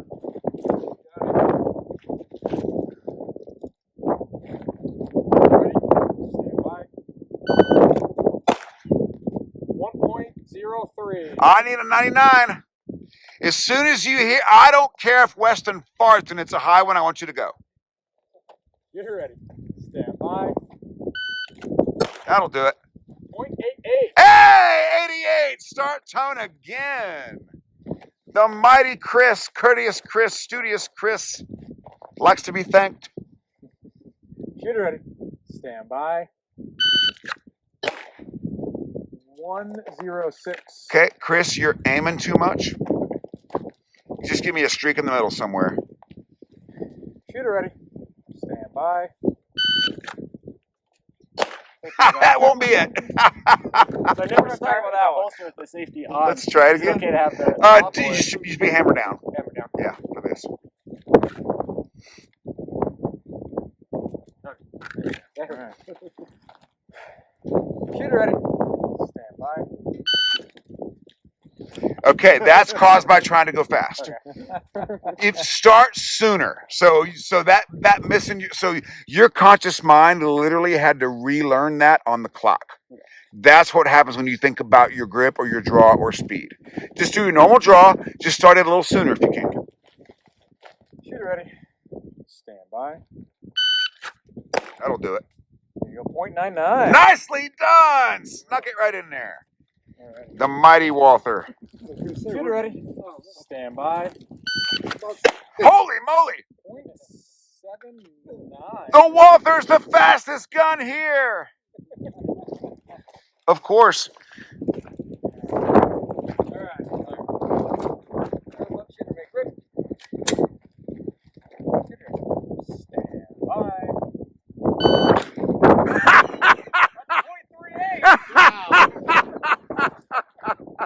.38. Amazing time. Shooter ready. Stand by.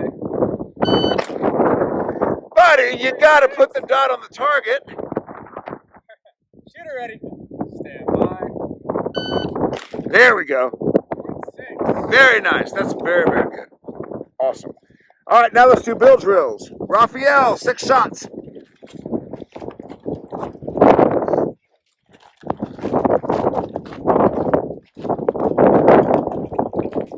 ready.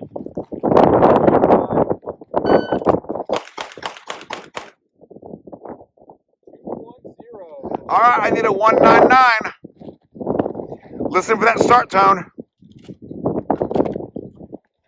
Shooter ready. Shooter ready. Stand by. That'll do it.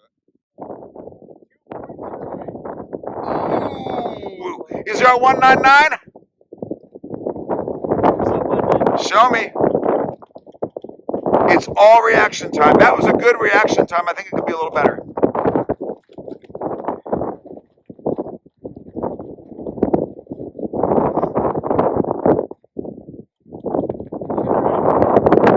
Bye.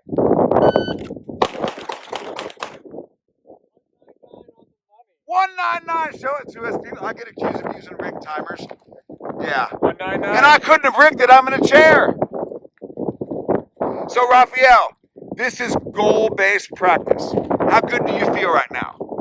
Right. Now, if you do it again, but you can't do a 199 for any reason, you lose that feeling. So we set a goal of 199. You did it. We move on. All right. What's it going to be, Greg? All right. Let's do it. Shooter ready. Bye. Holy moly. 1.78, but I can get 5 shots. 5 or 6. I was mesmerized by all the brass in the air. I don't know what happened. Poor Chris just got pelted in brass. Alright, try this again. Shooter ready. Stand by. That's 5. I need 6. Does the gun hold 6 rounds? Alright, that was fast. 166. Shooter ready. That'll do it. 199. Awesome. There we go. What's it going to be, Chris? Lesson 2. All right, let's have it. Shooter ready. Stand by.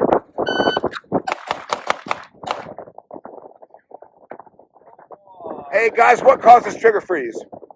Trying to go too fast? Count to 6 with your finger. Trigger freeze is caused by tension. So trying to go fast is tense up your firing hand, tighten up this finger. Just count to 6 with your finger. Yeah. All right.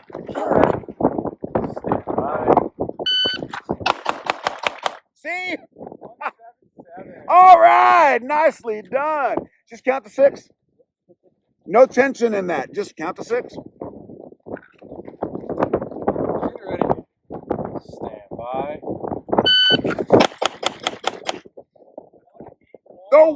The Walther once again is the superior firearm. Hey, let's not have any in the dirt this time. All right.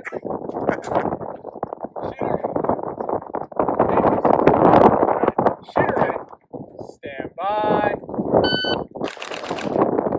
5 shots and 1 on 3. Getting a 6. There's some great splits. Amazing time. 1.2. Shooter ready. Stand by. 1-2-6. What was the first shot? 1.64. Nicely done. All right, somebody take the clock for Weston so we can do it. What's the one shot goal, Weston? 1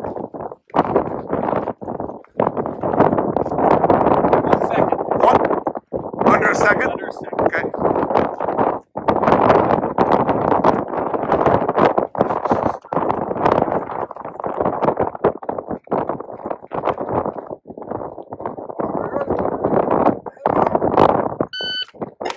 Wow! 0.75. Nicely done. Now, out of curiosity, what was the hit? Alpha. Nice! Low alpha. I called it low. Wait. It was an alpha. An alpha. Period. Period. Now, so what was the time? 0.75. Show us a 7.4. Start it a little bit sooner if you can. Stand by. 0.67. Nice, 6-7. Beautifully done. Now, what was that hit? What is it? Alpha. Awesome. Very, very good. Now do us a bill drill. Gotta count. That's tricky, no.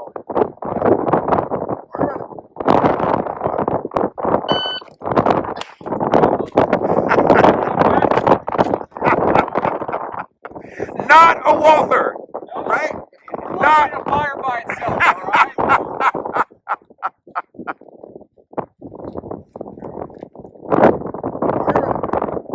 Stand by. Count to 6 with your finger. I missed my grip. Okay.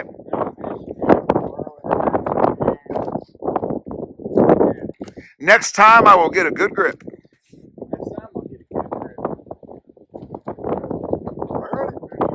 Stand by. Nice. What is it? The time? What is it? 194. All right, let's have a 189 this time. Listen for that timer to go off. As soon as you hear it disturb the piece, go for it. Are you ready? Stand by. Nice, that'll do it. 182, nicely done. Very good. Are you ready? Stand by. Ooh, that was a nice transition. Was that a reload in there? Was that standing reload, single stack? Oh, okay. All right, go check them out. Chris, you think those are pretty straight? Yeah, straight. I felt the ones on the far target a little high. I think Okay. these are straight, just slightly to the left, high left. Both of them? Both out, yeah, just slightly to the All left. right, right Both here, cranes right out. I would say slightly left. I think we're both out. Oh, yeah. And what are you predicting on the far one? I think on the far one, I had one pretty center but high. Okay. And the second one was probably a little bit to the left. Okay, one high, one left. Nice. Very good. And isn't that more liberated than Alpha Charlie Delta? Yes. Like you just, north, south, east, or west. Right. That's all we're doing. Nothing feels bad to them like that. Just a little bit left. That's like, okay, confidence. And here very shortly you'll learn green, yellow, and red. Like when I shot just now, that was for sure a red shot. And red shots always get makeups. All right, now I want you guys to make me, Weston, just please move this middle one over hard left. And then you three just move your targets around a little bit. So you'll be three now. So 3 shooters, 3 targets. Just move your targets around. And Weston, take this middle one and put it hard right. That one. Yep. Go hard right. And on the left side, give me a hard left transition.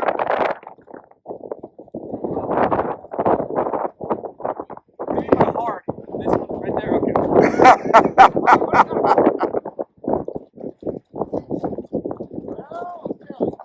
I wasn't sure if you meant like hard, like. And take it back to those rocks, please. That's fine. All right, now we're going to have teams of 3.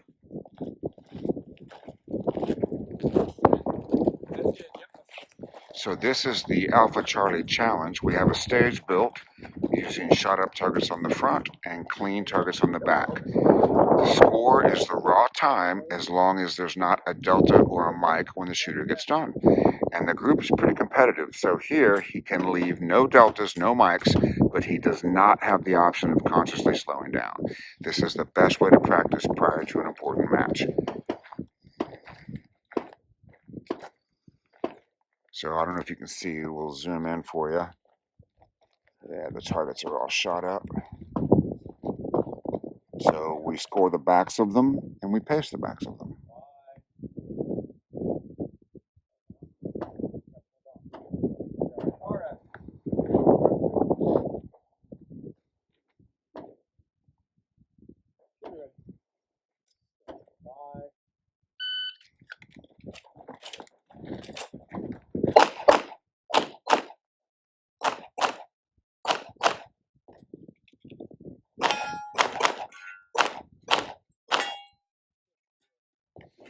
It's like you got a testosterone shot or something. Really great. Not that you were, we're filming a low testosterone right now. Okay, so something has happened here that I see frequently, and I have a hypothesis I would like to share with you.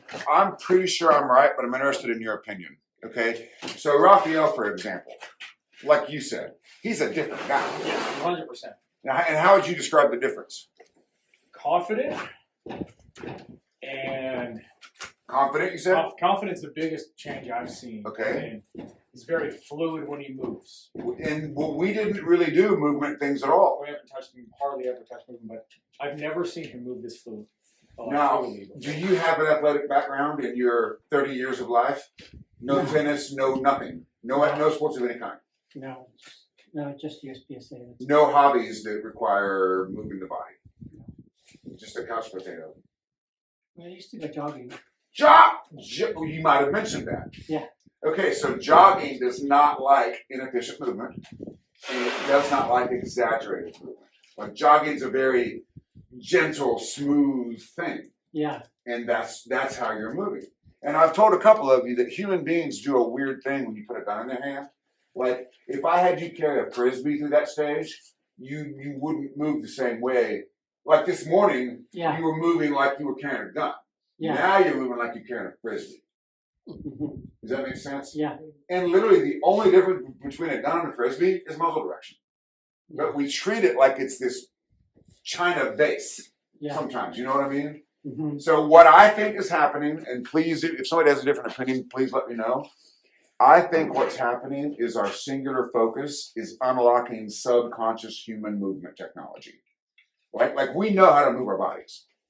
And I think the singular focus of putting the dot in the middle of the target is not only making us faster, but it's making it smoother and more natural and more subconscious. Okay? Does anybody think it's anything else other than that? Because we have not studied movement today. Pretty amazing. Who else have you noticed that looks different? He looks, actually, everybody Chris looks. looks a lot different. For the way better. This guy this morning, you were like how I started off shooting very choppy, and everything was like. You can feel free to film the speaker. Indistinct. Everything was like distinct, and this last one, everything kind of flowed together. You sat there, you flowed. As soon as you were happy with your shots, you backed up, and when you backed up, and you moved quickly. And when you came in on that first target on that last array, you came in on there great. You took the shots and you were able to transition. It was very smooth. There wasn't any extra movement. And one of the things about a singular focus is, combined with shot calling, isn't it nice to leave a position not worried about the shot? Like, you know it's good. You're not kind of glancing over your shoulder. And I didn't see anybody do it this morning, but have you ever seen shooters check their work? Like they'll shoot a handful of targets and they're looking at the bullet holes. Well, that takes time. And shot calling frees you from that. And you attacked that stage. This last one, you attacked it. And I didn't feel that because that wasn't the goal. No, but what I mean by attacked it is you owned it. No, like, you were not afraid. I know what you're saying, which is weird because I always feel like I have to attack it and own it. The only thing, well, I've had an epiphany today where I've had it before, but I'm really trying to make it stick, is that I can make any single shot this sport requires. Yes. Like, I know I can. So I got to that stage, I was like, you know what? I can make every single shot this stage requires. That's a positive And imprint like- during stage planning. I just want to hang on. I just want to seize on that real quick. That is an active positive imprint. I can make these shots. That's why you own it. And that was, so as I got up to the make ready portion, did my last little look around, I was like, I can make every single one of these shots. And I gave myself like a little half cocky, like a cocky smile, and I was like, all right. And then I was doing that, and he said, shooter ready. Focused on that for my first target, and I was like, ready. Yes. And then it was just centering my dot, calling the shot throughout the entire thing. You became a warrior instead of a worrier. W-A-R instead of W-O-R. That's big. Really, really big. And you won a stage. Did you expect to win a stage in this company? No, sir. Right, and you did. It's so cool. Now, what I want you guys to do tonight, or we can do it tomorrow, is your epiphanies, write them down. For two reasons. Number one, you feel pretty good right now, don't you? Fantastic. You feel pretty good right now, don't you? I know you feel good, right? We're done shooting, by the way, unless you're loading for tomorrow. Okay, good. So write it down, because here's what happens. Self-image. The last imprint is a fact in the short term, okay? How you feel will revert to how you used to feel unless you reinforce it. Raphael, same with you. It's all there. All right, so we're here with Kirk Hammett from Metallica. Kirk Hammett is driving me to the range. Kirk, your pedals, gas and brake, or what are they? More or less. I thought it was Morley. I thought it was wah, wah, and wah. Now you're talking. Now, Kirk, you just heard my blues instrumental, and you started out in Exodus, then you went to Metallica. Do you think your probation period's over? Like, are they going to pay you at some point? It's hard to say.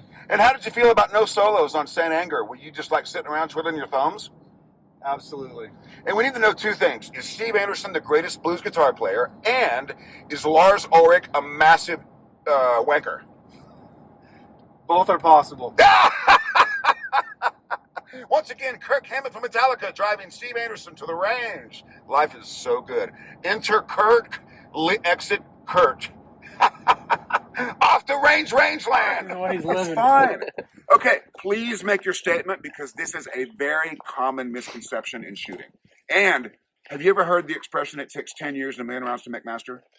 You ever heard that? Because so when I started shooting, they said that. Because master class, grand master class, it was thought to be only available to professional shooters. Like the average guy can't do it. Right. And I said, I recorded an album when I was 15. Don't tell me what I can't do. Right. And that's why I love the classifier system, because with the classifier system, I can go to the Super Bowl in my own zip code. I can't do that. Like, if I had to get a match bump, I would never have done it because I couldn't go to all these matches. But because I can do it without ever leaving my club, I can go to the Super Bowl. You can't do that in any other sport. You know, like you can't, Weston can't take his cop car and submit a score for the NASCAR race. He can't do that. With the classifier system, you can. Okay, so please make your statement so I can retort. I'm so excited. No, so you made a statement that like working on faster draws, Yep. that the time was the goal. Yep. And that the hits were Irrelevant. material. Irrelevant. Yeah. Irrelevant. So it seems to me that the problem with that is making a fast sound isn't necessarily confirming that I'm making a fast sound with correct technique. Right, that's right. But you don't have the physical ability to do a 79. So I can get you the physical ability to manipulate the gun from the holster to a presentation in about 10 minutes. So if you'll endure 10 minutes of poor accuracy, and you'll do that 50 times, now that 79 feels normal. Okay? And then what I'll do at the end of that is I'll say, okay, you've done 79, safe shot, okay? And you're shooting iron sight, so it's a little easier than a dot. You don't need as much vision as a dot does, right? So then I can say, okay, how does that 79 feel? And you'll say it feels great, it feels normal. And then I'll say, okay, shoot me an alpha. And if we're on the same page and you understand that, your alpha will be like an 85 instead of a 110. Because your body can manipulate the gun at 79. So that's normal and the body can do it, okay? Now all you have to do is get a better sight picture. The mistake people make is they slow down to shoot an alpha. They think, oh, I got to shoot an alpha, so I got to slow down. Well, that's bullshit. What you got to do is get a better sight picture. But your body now knows how to do it in 79. Your body can manipulate the gun much, much faster. And so now all that has to happen is your eyes got to catch up. And so then we change the definition of success from a safe shot at 79 to an alpha. It isn't an alpha at 79 because that may not be possible. Right? That's the disconnect. People think they can make a loud noise and then shoot an alpha in the same period of time. That's not what I'm saying. But if you started at 113 and then you fired safe shots at 79, your alpha is going to be below 113. And it takes about 10 minutes instead of 10 years. So the mistake people make is, boom, 79, crap, it was a mic, I suck. Oh, 82, delta, that was terrible. And so we're piling negative imprints on our improvement. Does that make sense? So it's just like when we were talking about movement. If he goes out and works on his feet and shoots like crap, the imprint is, well, when I move well, I shoot like crap. So we don't evaluate the targets, we're working on our feet. Does that make sense? It does. And so that gets into my 3 modes of practice: speed, accuracy, and match. When I'm working on speed, the target doesn't matter for a short period of time. We're talking minutes, not days, minutes. When I'm working on accuracy, the timer doesn't matter for a period of time. You saw that yesterday in group shooting, no time limit. Okay, and then match mode, we did first thing in the morning. Subconscious stage plan, singular focus, match mode. And you learned match mode, so you were thinking about, oh, I need to improve my technique. That is not possible between stage 1 and 2. It's just not. And I'm not trying to be aggressive, but I'm just getting so excited. Like, I love this stuff. So in match mode, and you'll notice I didn't give you any technical advice. I didn't say, hey, I want your feet to do this. I said, walk the stage the way you want to shoot it. Make suggestions to your body. That may or may not happen. But if you get really fixated on the angle of your foot on the fault line, you will do that. But you'll shoot like crap. And you'll get exactly what you want. Shooters always get what they want. Always. So what I do is I change what we want. If a guy's never done a draw in under a second, I'm going to have him dry fire a little bit, and then I'm going to get a safe shot at 99, and then we're going to look at shoulder position, arm position. We're going to get the forearm on the gun. We're going to look at reaction time, and then I'll say, okay, shoot me a safe shot in under a second, and then he'll aim, right? He'll go, oh, he thinks I want an alpha. I just want a safe shot because it feels different, right? An 85 feels a lot different than a 120, and when that feeling is weird, an alpha is too much. But it can take 10 months or it can take 10 minutes. You know what I mean? And if we just suspend our judgment, so speed and accuracy, right? They're frequently at odds. What I do is I remove the other ones so we can be successful at what we want. And then it's so easy just to get a good sight picture. Right. But you have to do it without consciously slowing down. That's the mistake people make. So like in the draw example, if I said shoot me an alpha and you hear, oh, slow down to get my hits, you're right back to a 130. Does that make sense? Yeah. So I invented the 3 modes of practice, and I didn't even know it at the time, but it protects self-image. If I'm working on speed, I can get success. You know what I mean? I can feel right. And with all due respect, your generation of shooters doesn't understand it. And that's why you asked the question. Because you were taught, oh, every shot needs to be a safe, responsible, accurate shot. And that's true.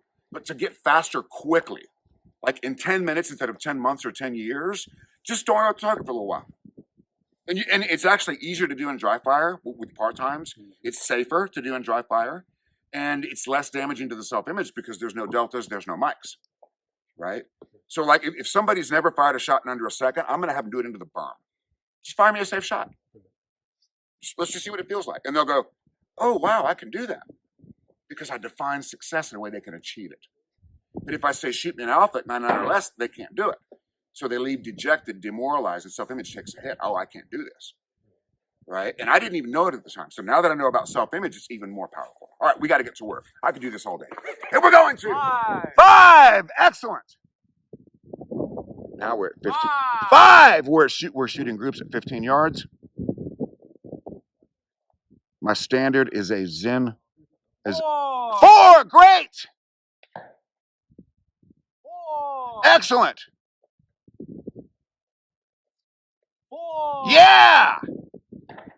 My standard is a Zen nicotine pouch can.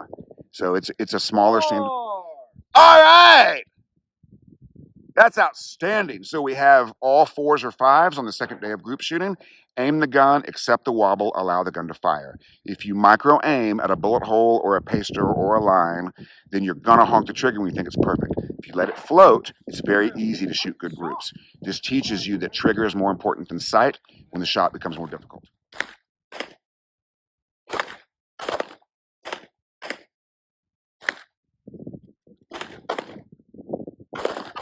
Good job, Kurt. Those are surprise breaks. When your muzzle starts shaking, dot starts dancing, it means you did it right. And I know that's. Yanked the 5th one after 4 great shots and decided not to. Did you? You aborted it and redid it? I almost yanked the 4th one and That's- said, no, just do like you did the first 4 That's times. awesome. They're all in. The dot lift was perfect. Good. Go check it out. That's awesome, dude. Great news. All right. I have been instructed to report your progress. You just shot strong handle in the groups at 15 yards. You just learned group shooting. What did you learn?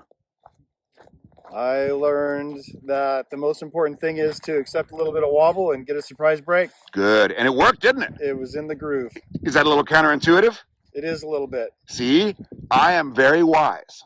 I am wiser than you realize. You're the man, Steve. You can set up the dance. You're not going to dance with the prom. She's going to leave you and be like, come back with her dance. Right? But if you have fun, shake your ass, she'll probably dance with you. Right? Because she's evaluating the experience, not the dance steps. Okay? We don't evaluate footwork in group shooting. Now, if you were shooting like a strong hand stage, you would for sure benefit from having your right foot forward because you have better recoil control. Now, as big as you are and as strong as you are, it may not matter that much. So for you in live fire, you would want to experiment with that. What you wouldn't want to do is go to a match and say, oh, Steve said I got to put my right foot forward. It doesn't matter.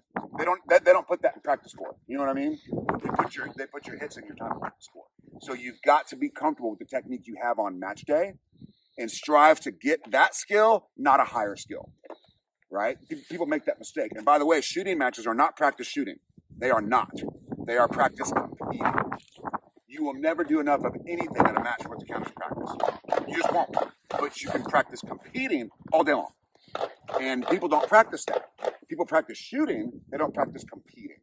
And then they go to a big match, so they half-ass the locals. It's just a local match, don't care. They go to a big match, they don't know what to do because they haven't practiced their recipe. They get all nervous because they've never practiced it, right? You were talking about going to big steel challenge matches, okay? You need to treat every match you go to like nationals. Every single match. Every match you go to is nationals, so that you learn to shoot nationals. So that you're experiencing proper preparation, so you're experiencing getting it right.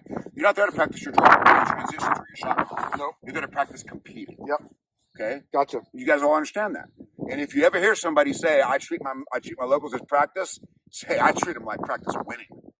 That's what you're practicing. You're practicing winning.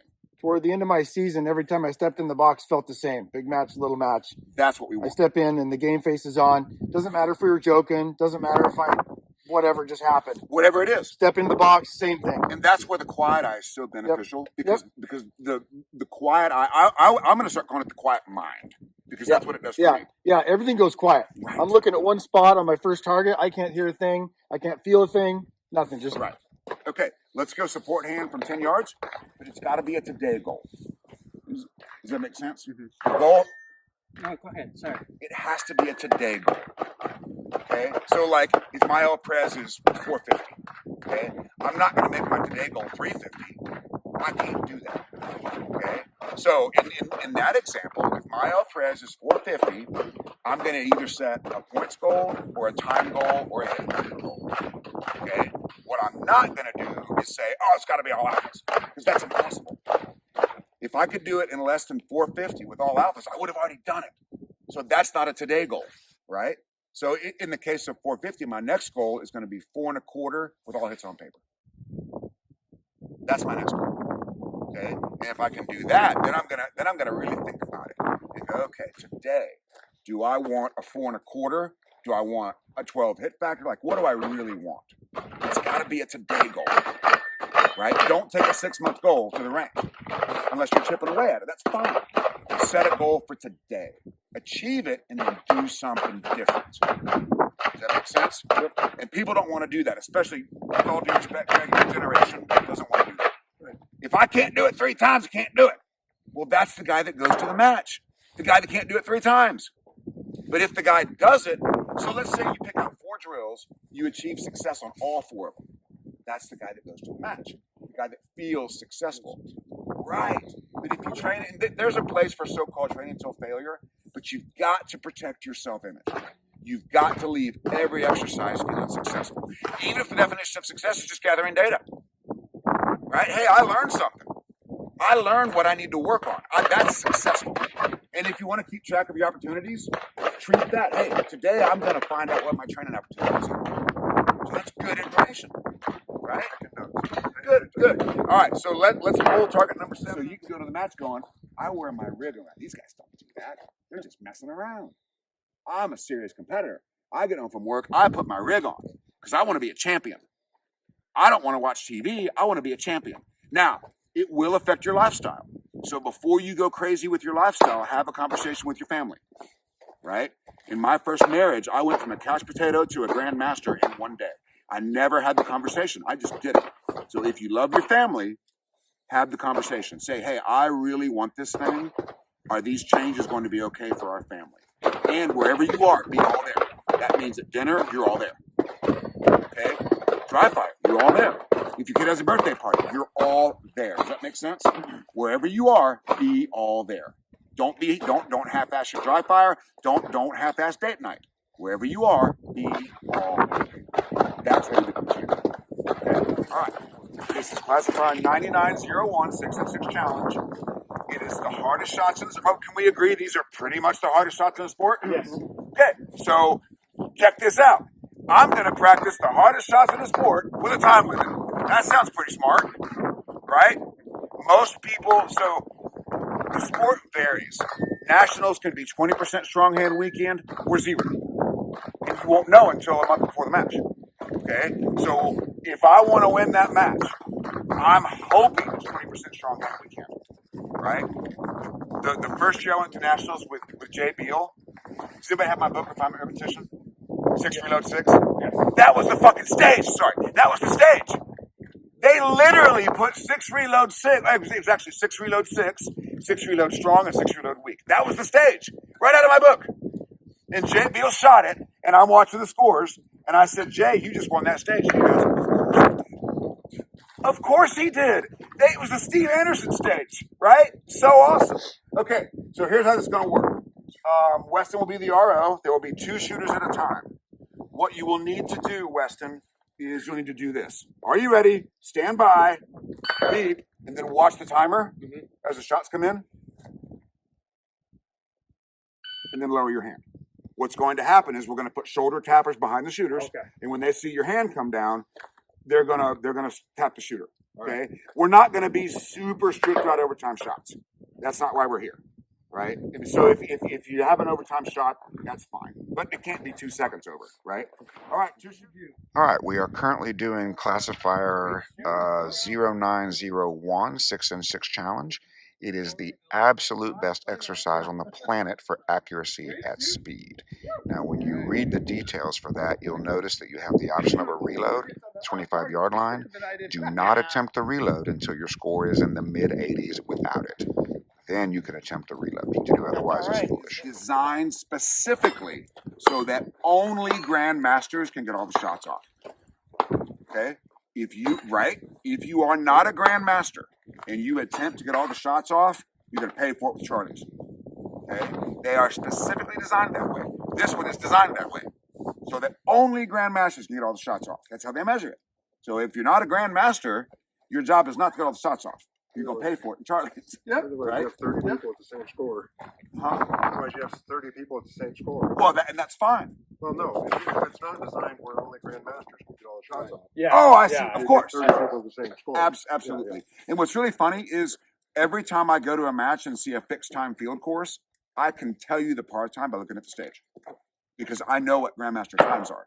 Right? It's going to figure a 90 first shot. It's going to figure a 20 split. It's going to figure a 30 transition. You could do the math, and if you know your stats, right? Right. If it's 7 yards, what's your first shot going to be? 29. Right. So you know that. Yeah. So you can begin, and I'm not saying to like set a score goal necessarily or a shot goal, but if you know your stats, you have some idea of what you can do. Yeah, it helps. Or maybe more importantly, you have some idea what you can't do. Right? Right. So if there's 12 shots at a 6 second par time, and I know my first shot's at 90, I can use that math. And the same thing goes for activators. Right? If I know my transition times, I can do a little bit of math. Does that make sense? So know your stats. Okay. All right. So now let's do something fun. You did in 6 seconds. Yeah. Do I know how that compares to Christian Seiler? I don't. But if I do a classified that has a skill that I'm interested in improving, I can compare myself to the best shooters in the world. And I can say, oh, and see, people are so weird about it. Oh, you're just practicing classifiers. Well, let's think about that. If a classifier has a draw and a reload and some transitions, I'm practicing draws, reloads, and transitions. But the cool thing is I can compare it to the best shooters in the world and see where I'm at. And if I'm in B class and I want to get to A class, okay, is it movement? Is it speed? Like what do we need to do? So if I'm working on movement, for example, I pick out a classifier that has some movement in it. I can get the hit factor for your A class, USPSA. Middle B. Let's try that again. What's your class? I'm a B class. B class. Okay. So you want to get to A class. Do you think you need better movement, better speed? What do you need? I need better everything. No, it doesn't work that way. What do you need right now to get to A class? Movement. Okay, perfect. So I'll give you a perfect one. Is it non-shooting movement or shooting while moving? It's non-shooting movement. Okay, here's what we'll do for you. We have time today. I will set up a classifier that has movement in it, and I'll show you how to get an in-class time. I'm qualified to do that. Yep. Okay? Okay. Just don't tell anybody I'm qualified to do that, because it's not official.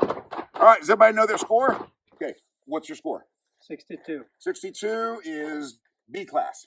74. 74 is A class. You just did it.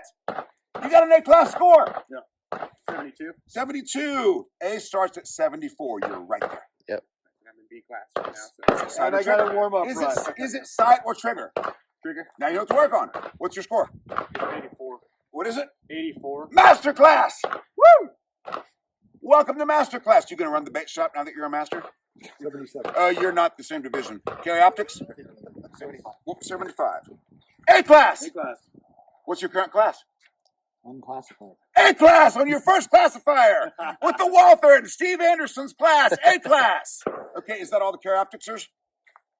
Okay. Yes. Single stack. Yes, What's your score? 77. Okay.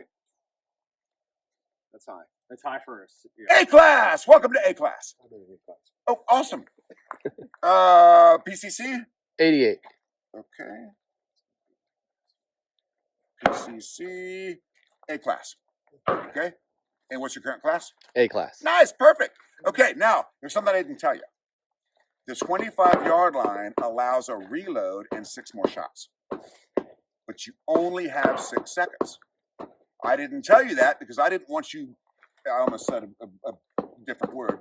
I didn't want you to go for the reload. You would have for sure tried to do 6 reload 6 and had minus some doubles. No, I wouldn't have. Okay, somebody would have. I've been listening to your Okay, podcast. does anybody think I've heard this story. they can do 6 reload 1 or 2 in 6 seconds? Not keep the same number of alphas. No, I can't. No way. Who said no? I wouldn't be able to. Okay. I don't think so. No. Not Yes or no? Yes or no? Yeah. Now, could you do 6 reload 1? possibly. Yes. PCC, could you do it? No. Okay, then we don't need to worry about it. Okay, so we're going to do two things. Curtis, I want you to go to the strong hand line, and I want you to shoot the left side, shooting left to right. Strong hand, shoot the right side right to left, and shoot the left side left to right with your strong hand. Strong hand, both sides, Yes. and the counterintuitive.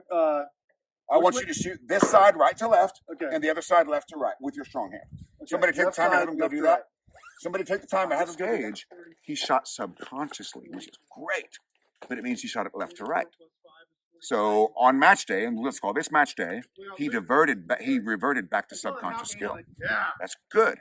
Okay. So now we're conducting a test in training to see if there's a difference. And here he comes, and we're going to find out. Okay, it's going to show up here any minute, and then I'm going to start shooting. Which one was better? Oh shit! Oh, we didn't separate them. We counted all across. We count all the way across. We added up the total. Sorry. That's not data. That's retarded. It's not cumulative. So I made a suggestion that would be the correct way to do it, and it may or may not be better.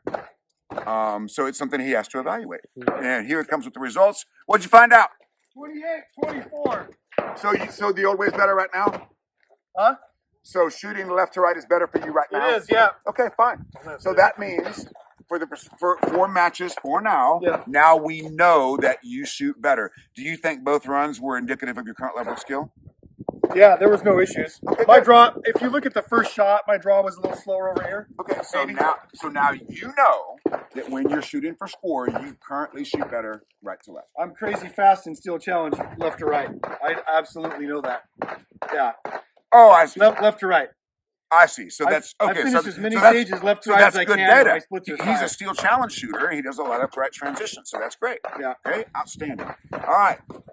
So what I need you guys to do, I didn't tape that. I need you to stay here and listen to me. Okay. Please and thank you. 0901 is what we're doing here. It is the best exercise in the world. There's nothing better for accuracy at speed because it doesn't let you shoot pairs. If you shot pairs, it would have been a disaster. Right? It doesn't let you shoot doubles. It requires individual shots. It's the hardest shots in the sport with a time limit. Okay. Now we have 2 shooters that are going to go for the reload. Greg, do you want to warm up your reloads a little bit before you shoot? No, I'm good. Okay, he's ready to go. Weston, are you good? Yes, sir. Okay, now we're going to have 2 shooters go for the reload. Do not go for the reload until you're in the 80s without it. Okay, a perfect score is 90 without the reload. And one thing that's really interesting about this, let's look up carry optics because that's where the whole world lives right now. Okay, if perfect score is 90 without the reload, right? Yep. Right? Yep. Okay, master class is 83. So you don't need the reload to get to master class. Right. Does everybody understand that? Yep. Okay, so until you can get to 83, why go for the reload? Right. Okay? Now, GM is 93. So if I shoot a perfect score, how many points do I need after the reload? 1 rate. 1! I need 6 reload 1! Yeah. I don't need 6 reload 6. Yeah. Does that make sense? Yeah. Now, it gets really interesting in PCC. So, Han solo, drum solo, bass solo, guitar solo. Guitar solo. PCC is 108. So you need 18 points. Am I doing the math right? 108 minus 90? Yeah.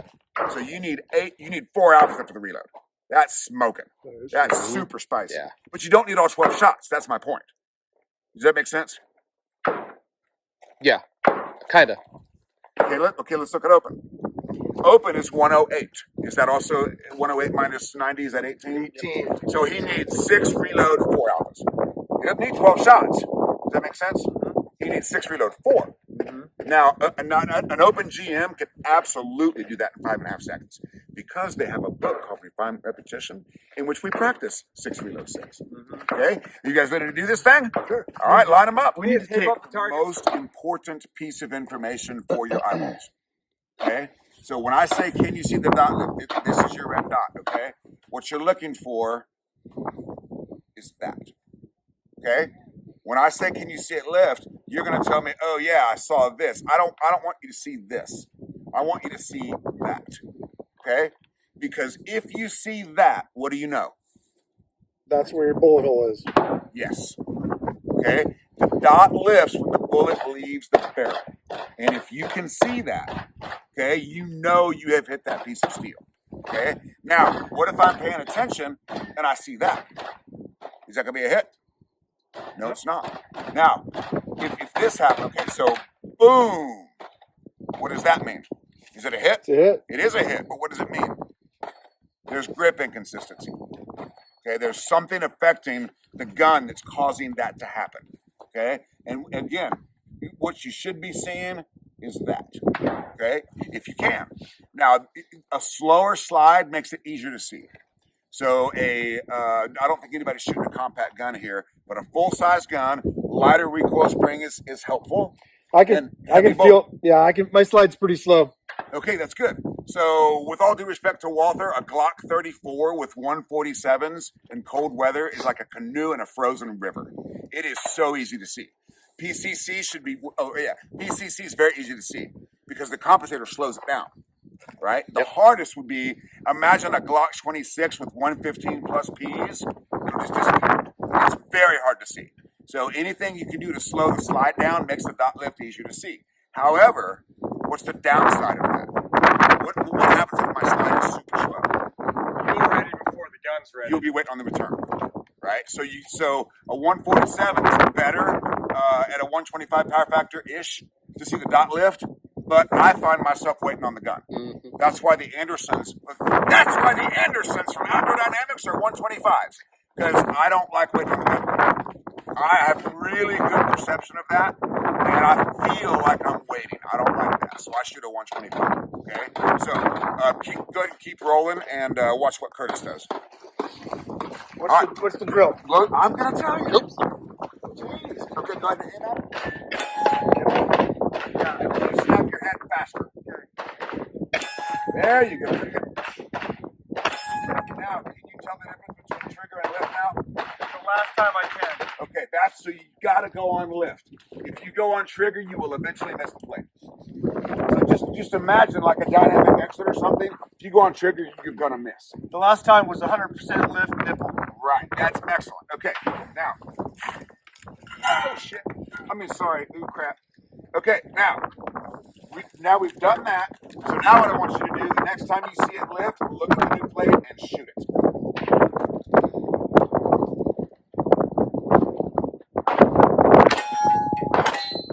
I need the gun right behind the head. You're delaying it a little bit. Right behind the head. I thought you were still challenge shooter. Just lucky, I guess.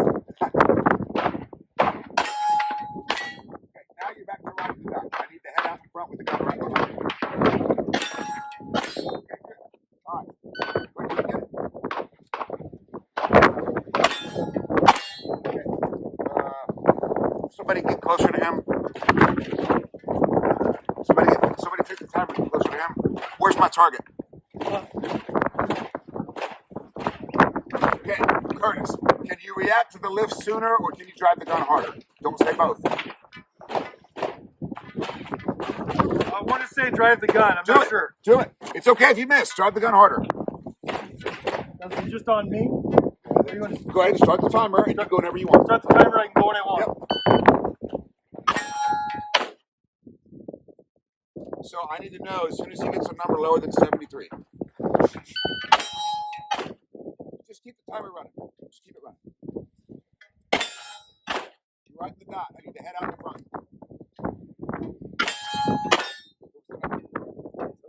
All right, 72, good.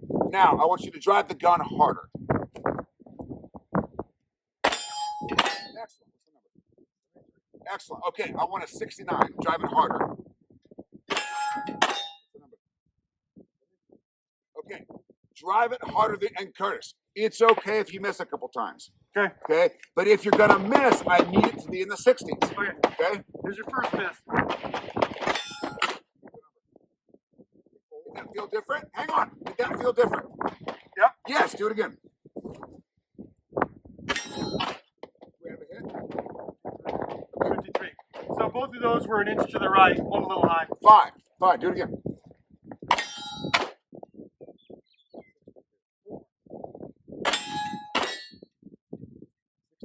That's what it takes for me to get my sight picture.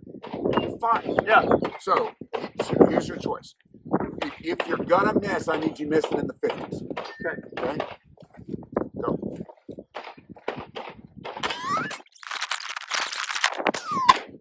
We have a hit? Hang on. Do we have a hit over here? No. Okay. Luck or vision? Vision, I saw Do it. it again. Do it again. Do it again. Okay, so it feels different, doesn't it? Yep. Okay, that's what you do. Okay, so his best number before was a 73. He's not allowed to miss in the 70s. If he's going to miss, it's got to be in the 50s because it feels different, doesn't it? Yep. And now the feeling's normal, isn't it? Two Yes. in a row, it's getting that way. See, it's okay to miss, but you got to miss in the 50s Okay. to capture the feeling. Okay, now what's his best number? With a hit? What was his best number? 5-3, I think, right? Okay, I'm not sure with a hit. give me a 49. You might start it again? Yeah. Because it wears out. Okay, yeah, just restart it. Okay. Ready? Yep. Did he hit it? He hit something over there. There's 23. Luck or vision? I need a 49. That was luck. I need a 49. That was upper left. Okay, And fine. I missed to the left right Stop, before. stop talking. Shoot a 49. Luck or vision? Do it again.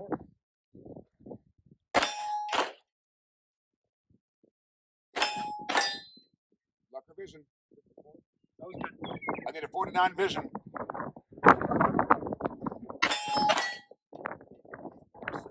Luck or vision? Did you see that? Did you see the dot on the plate? I am learning to see how little I can see. Stop. Did you see the dot on the plate? Yeah, but the Did small. it, stop. Did you see the dot on the plate? I did. Okay, then it's vision. You're done. 46. Okay, see how that works? Yep. Okay, it's okay to miss when you're finding the limit of human function. That feels different, doesn't it? 3/10 faster sure as hell does. Right. That's my point. If he's 68, 67, get crazy. What does it feel like to do it in 49? Yep. When that feeling becomes normal, then you go back to vision. But if we insist on hits, we don't find the new limit of human function. And how long did that take? 3 minutes? Yeah, 3 minutes. Right. Are you on board now? Oh, yeah. Get crazy. Rafi, get up to our transition exercise in which we learn to watch the dot lift. We leave target A, and you can show them target A if you want to. We leave target A when we see the dot lift. Regarding seeing the dot lift, what you're looking for is red dot, lift. And if you can see that, it's better than if you see that. Okay? This shooter's going to leave that target sooner than this shooter. Okay? And it's one of those things that once you see it, it takes you a while to see it, but once you see it, you can't really unsee it. Did anybody notice that? Like once you saw it, you're like, oh, I never saw that before. And I was working with a guy in Texas one time. This guy has been to every trainer in the world. It's like a who's who of shooting trainers, you know? And I take him out. He's got a range in his backyard, and we do this exercise. And he gets about halfway through it. And he starts screaming and waving his fist and jumping up and down. He goes, "I've been to see everybody in the world, and you're the first person to tell me about dot lift. What in the world is going on?" Like, he was really angry. Nobody ever told him. Maybe they don't know. All I know is if I see my dot lift off of that, I have hit that target. There's just no question, right? And the neat thing about it is I can see the gears turning for you. When that's all you care about, what can you think about? Nothing. Yeah, nothing. Nothing. You're just watching it lift. And so it occupies the conscious mind without active thought. Like looking at a beautiful sunset or a pair of nice things that you see. Okay? It occupies the conscious mind. And when you team that up with the quiet eye, you become a cobra. I think it's really, really awesome. Okay? So Kurt, rough average 70 down to 46. Rafi down to 60 from in the 90s. Awesome job, Rafi. Chris, rough average 70, did a 36. 36. Woo! Greg, 75 down to 47 with the antique typewriter that always needs reloading. Our PCC guy got down to a 42. Robin got down to a 44 from something in the 70s. And Weston had to win, didn't you, Weston? I had to. He had to. I couldn't let it go. And he got down to 35. Now, guys, this is a party trick today. You don't get to keep this. If you go to a steel challenge match tomorrow and try to do that, it's gonna be a disaster. Not happening. Right, but with training. Yeah. So your I need to make it normal. It needs a few reps. Your 46 felt a lot different than your 87. Sure did. So you need reps to make that feeling normal. Normal. Yep. And then when that feeling is normal, you go back to transporting the dot from target A to target B. So first we learn what does it feel like to transport the gun. The body feels different, so we learn that. Okay? And then we decide to transport the dot. And the difference between luck and vision, you have to know that. Okay? Luck means I didn't see the dot or I didn't see my sights. And I got a hit. Okay? Vision means I know I saw that dot on target B. That's how I know it's vision. Okay? And now we're going to do it on paper, so stay tuned for that. It's going to be awesome. At the, the fireplace, drive the gun. Look at the mother-in-law, drive the gun. Drive the gun hard. Don't drive it lazy. Okay? A lot of you were afraid to drive the gun really hard because you're worried about overswinging or underswinging. Some of that is okay, short term. I told Solo about tapping the brakes, and you could feel that. Oh So, yeah. Yeah, I saw when you told me to do that. I saw the dot actually settling right where I wanted. right. It's very difficult for me to explain, but I can feel where the gun is. I just kind of tap the brakes before it gets there. Yeah. That way I'm not slamming on the brakes on the clip. Okay. You guys ready to shoot this? Yep. All right.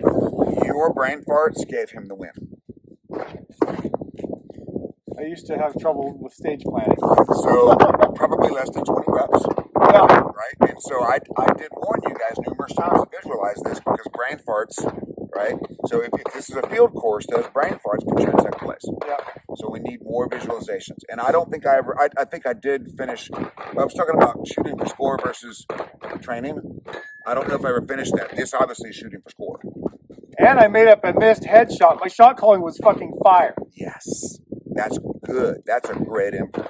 So you leave this stage feeling like I left after my second steel challenge match. Yeah. I had a winning performance. Yeah. Now I got work to do. That's good for me. Right. Yeah. That's good for you. Yeah. Yeah. You just so that's easy. Yeah. Right. That's just more mental reps is all that is. Yeah. That's fantastic.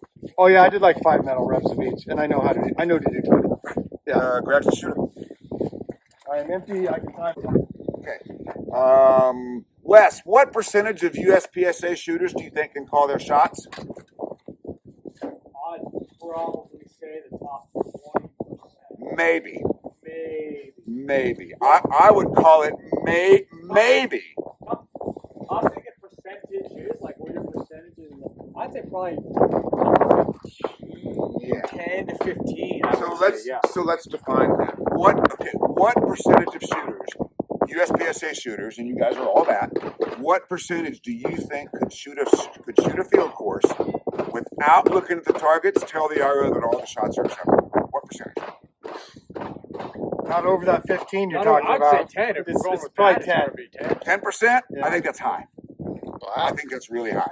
I would call that closer to 5. Probably the top couple To guys. shoot a 30-round field course, unload and show clear, and tell the RO, it's fine.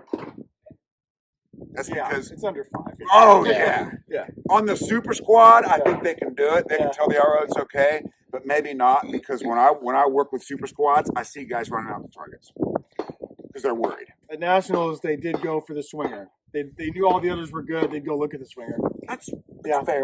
Yeah. You know, but if we take what we learned about steel, we learned to see the dot lift on steel, right? Yeah. So there's three iterations of swinger shooting. One is throwing hopers and crossing your fingers. Is anybody there? Nope. You're not. That's good. You're still there. Okay. Do you have access to a swinger? Yeah. Do you have Dry Fire King? Yeah. So Dry Fire King has tons of moving targets, tons, and you can slow them down. So if they've got like a steel swinger, slow that sucker down because moving targets are about where they're going to be, not necessarily where they are. And sometimes you can move. Sometimes you can wait for it to come to you. Sometimes you got to move the gun. And that's difficult to explain. Like telling somebody how to shoot a swinger, you have to experience it. So I built a dry fire swinger, learned how to shoot it in dry fire. I just get it started, I dry fire till it stopped, and then I started again, slows down, I dry fire till it stops, I learned how to do it. And I could do it before I could explain it. It's very interesting. What were we talking about before? Oh, the second iteration is I know I have 2 shots on it, I don't care what they are. Who's there? And that's okay. that will serve you all the way to the very top, right? Because on a typical field course, a Mike might decide the stage, but a Charlie or a Delta probably won't. And it certainly won't decide the match, right? But at the upper level, the super squad level, a Delta on a swinger could decide the match. So that's the upper level. I know I have 2 good shots on a swinger, green shots, Alpha's close Charlies. That's the very upper level of swinger shooting, okay? But with shotgun, it starts with stacking targets. Green shot, high likelihood of an alpha. Yellow, not an alpha, but not a Delta or a Mike, so it's a very small zone. Okay? That's typically when something else is happening or about to happen. And then red is Delta, maybe Mike, okay? Now, you guys all told me that you could see the dot lift off a steel, right? Anybody not see it? Then why did we have mics on the headshot? Is that hypothetical, or Wes, you can see it lift? I can see it lift. I was looking back. I was not surrendering to my focus phrase. Yes. My thought was, I want to do this fast. At the end of the day, that's what it boiled down to. How'd that work out for you? Oh, not Robin? very well at all. How'd that work out for you, Robin? That worked out great for you. He's like, do it, bring it, push it. So whenever you hear that devil, when you're at a match and you hear that devil say, push it a little bit, how often has he been right? Never. So can we quit listening to him? Maybe you could put me on your other shoulder and I would say center the dot call shot. Because the devil, He lies. he lost his fiddle, right? He ain't got no fiddle and he's giving you advice. He didn't even have a golden fiddle, okay? All right, let's shoot this again. Please be visualizing when you're not shooting so we don't have brain farts. Your brain fart may have cost you a stage. Okay. What we're talking about is the definition of success. And the reason, if you're having trouble returning to match mode, it's because you don't have the right definition of success. Okay? In training, the definition of success is improving something, like one at a time. What's the definition of success in match mode? Leaving only acceptable shots. Right. Without consciously slowing down. Right. That's a decision that you make. You had a couple of deltas. That's not like you to have deltas. So that tells me we're pushing speed for some reason. So you've got to accept the fact that it's going to take you some amount of time to put the dot in the middle of the target. And if you want to do something fast, put the dot in the middle of the target fast. It's like the only thing you can do fast that's not going to mess you up. And I'd have to think about that a lot to determine if that's the conscious control of speed. I don't think that it is. I think firing the gun faster is the conscious control of speed, which is kind of what you did. I think putting the dot in the middle of the target, it doesn't seem like conscious control of speed, because it's the definition of success. But the issue, the reason people have trouble is they're afraid it's going to be slow. That's what the thing is. But are you more afraid of being slow or having a mic? Because that's the only alternative, right? I think you guys were both pushing speed a little bit. You may have tried to get a better result, and you may have reinforced the result you got through the process that you used. And so that's like making it so your last stage was a piece of cake, and then you went to the picture of the cake, not the recipe of the cake. That's the simple. Okay. All right, let's go. Everybody that had a mic, except Kurt, had a question mark when they shot. And you went right to the one you were worried about, right? Didn't you? Yes. Okay. So I seriously need to know, why did you not shoot again when you were worried about it? Like, I need to know that. And you might need to do some soul searching. I have to do some soul searching. I know why. It's Why? just, it's for me, it's not completely natural yet. I'm working on that. So that's what I think. What I think is that shooters on shots like, because remember, this is designed to simulate steel. And shooters are so accustomed to hearing a ding and or watching it fall that they don't learn to call their shots. Like, this is the epitome, the epitome, if you will. It's the hyperbole, if you will. Some people mispronounce it. This is the epitome of shot calling. And remember, this exercise was invented because the steel is so loud that I knew they were lying to me. So I want you guys to do this one more time. And if you're not able to see it lift, or if you're in any way confused about this at all, I need to know that. Remember when I said, if you can't see it lift, I've got to know that, because we can't do this until you see it lift. Does anybody want to change their answer and say, no, I can't see it lift? Okay. I'm seeing some of them. Okay. And So not all of so them. this is a brand new skill for you. I am picking the exact bullet placement of quite a lot of them, but not all of them. I'm not sure why, but I'm learning. Okay. Wes, go set up that white steel, please. Okay, so we're gonna show you something that some people think is stupid and some people think is brilliant. And what I find is the smarter a person is, the more likely they are to think it's brilliant. Okay. All right, Kurt, face that steel target. And this is something fun you guys can try. This is how to start to see the dot lift. Kurt, go ahead and load your gun.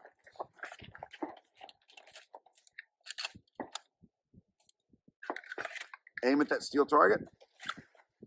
Shoot it. Can you see it lift? 100%. Can you see the beginning of the lift? I don't know. Do it again. So what I'm asking him to look for is if this is the steel plate, I know this is a rectangle, and this is his dot, okay? Sometimes people will see this. Yeah, I saw it lift. What you need to be looking for is that. I'm looking for that, and I'm not always seeing it. It happens so fast. It's incredibly fast. It's incredibly fast. I've got lighter springs and 147s. It feels a little slow, but I need to work on that. Is that factory ammo? No. Or reloads? Oh, that's lower power factor stuff? Oh, I mean, it meets power factor. Right, but lower power factor. It's match It's like grade 130. 130. Is it 125 bullets or 147? 147. Is it? Oh, it is. Okay. Absolutely. Here, let me see your gun. My gun's loaded. You want me to unload it? I'm pretty sure I'm qualified. Okay. Is everybody okay if I handle a loaded gun? Is that cool? Okay, awesome. Okay. That first part is fast for me. Always pulling your pants leg 3 times. Always. Okay, that dot is too small. That's part of the problem. Crank it up. Too Crank dim? It. Crank it up. Turn it. That dot's too small. Oh, the light just came up. I mean, it was dimmer. Just make it brighter and bigger. Yes, Do okay. something to it. Okay. Okay. It's all the way now. High left. You guys see that? That was high left for sure. That's dead center. That's the very top of the tongue. That's as close I get to the top. Oh yeah. Let's see if I can close. Bam. Okay. Are you impressed? You should be very impressed. Okay. The gun's loaded. Be careful. Okay. So what you're looking for is the instant it begins to lift. Okay. So we're going to shoot these headshots one more time. If you have a question mark of any kind, what are we going to do? We're going to shoot again. Okay. Let's do it. And going back to your point, shooters are. Hey, Sula, look at me for a second. All right, what we're doing here is we're using headshots to simulate steel. So we're scoring anything in the head. We're at 13 yards. Anything in the head counts as a hit on steel. We're not scoring Alpha or Charlie. We're testing this shooter's ability to call a shot on a simulated steel target that he can't hear and that won't fall down. So tighten up your margin of error. If you see anything weird, just shoot again.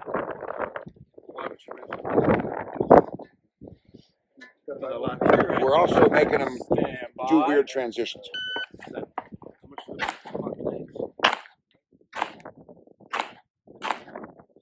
Hey, we had a microphone. Outstanding.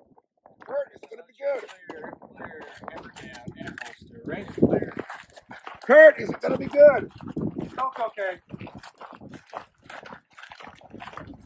Oh, you're kidding me. I think you messed on that one. Do anyone have pacers? I don't have any pacers.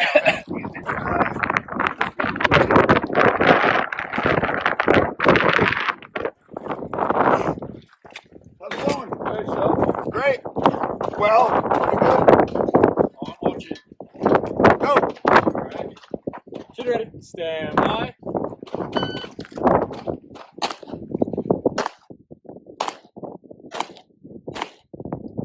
Greg, is it going to be good? Yes. All right, go check it out. Wait.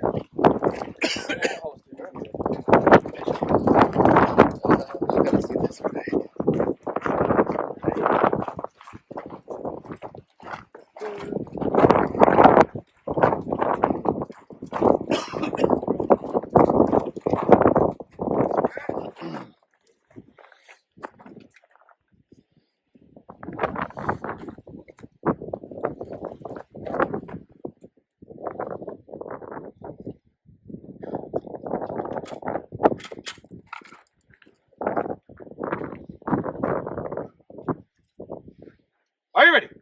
Stand by.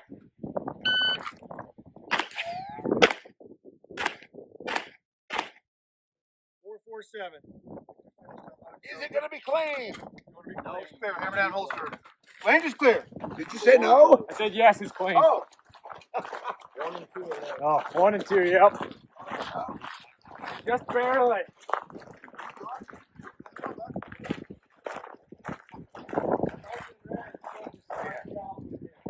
What happens is we put the dot in the middle of the target and we have great success. But for some reason we want more. Yes. And then we say, okay, I can put the dot in the middle of the target and do something else. It doesn't work that way. It only works when it's your only goal. And you have to trust. Trust. It's going to be good enough. Okay? So would you please run it again? Yes. And put the dot in the middle of the target. Dot middle target. Okay? Ready? You want to ace score? Yeah, Carl, reshoot. Rest on edits. Reshoot. Hey, I want you to yawn. I want you to get bored and put the dot in the middle of the target. Not interested. All right. Goodbye.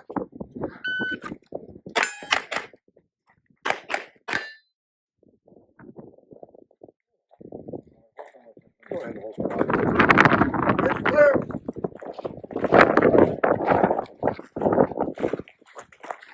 We're off a. I become fast. I am fast. You don't need to be fast. You don't need to go fast. You become fast, you don't need to go fast. I need to. Just put it out in the middle of the No, target. you're right. I'm just sitting there thinking because even with my dry fire, I do a lot of speed mode. I need to just. No, you can still do speed mode and dry fire. But when you are shooting for score, you have got to reduce it to putting the dot in the middle of the target. You just went from dead last to first place, doing the thing that I've been begging you to do for a day and a half. How much more evidence do we need? No more evidence. Okay. No more So evidence. the differentiation sometimes is the distinction between shooting for score and training. I do that to you guys on purpose. Was it clear we were shooting for score? I was over taking a bathroom break and everyone gets started, so I wasn't really sure what was going on. Were you using a tablet? We'll use a tablet Is that timer, a good which indicator that we're means shooting going for to be score? using match mode, which is Shooting for score. Yep. Yeah. I don't have a bugger, do I? No. Okay. My anticoagulation medicine is doing weird things to my nose, so I don't want to be on video with a big bugger hanging out. So this effing guy went from, he's the best shooter here. Can we agree? Now you shouldn't agree because of your self-image, but he's the best shooter here on balance. He went from dead last to first in pistol by putting the dot in the middle of the target. Let it be that simple. If you ever attempted to add anything to it, it quits working. Like I gave you the recipe and you're adding and subtracting. Don't do that. Okay? All right, now let me show you how to do. Let me show you guys how to do this faster. We don't need to film this. Well, like all of me. Like, there we go. Perfect. Have a good look at the boot. Okay. If I want to reduce the amount of time spent not shooting, I need to make a contribution to leaving. Right? These are easy shots. Well, for everybody but Wes, they're easy shots. Okay? He might need to aim a little, or you need to adjust for wind or curvature of the earth. Bullet drop. Yeah, bullet drop. So there's a couple things you can do, but you need to be starting to leave as you are shooting. And there's 3 things you can do. Okay? You could do the Todd Jarrett, which I can actually do it like this. So Todd Jarrett would lean out of the box while he's shooting. Okay? Everything Todd Jarrett does is very exaggerated. He's like a cartoon hero. Like he would literally fall out of the box and shoot like this. So that's good because I'm getting my body moving. The downside is if I call a bad shot, I'm kind of screwed. Now the good thing about Todd Jarrett is he's not likely to have a bad shot at 5 yards. Okay, so that's pretty good. The other thing you can do is what Jay Beal would do, and I'm going to show it to you this way. I'm going to show it to you over here. So Jay Beal would pick up his right foot as he's firing. So Jay Beal can go draw. His draw is like a 79 here. So he's actually going to do this. For him, it would look like this. 1, 2, 3. Okay? Does that make sense? 1, 2. Now, if you're going to do that, you have to pause. Because if you call a bad shot and you're committed to leaving, you're kind of screwed. So that's a pause. Okay? The way I would do it if I wasn't broken is I would go like this. Okay? I'm going to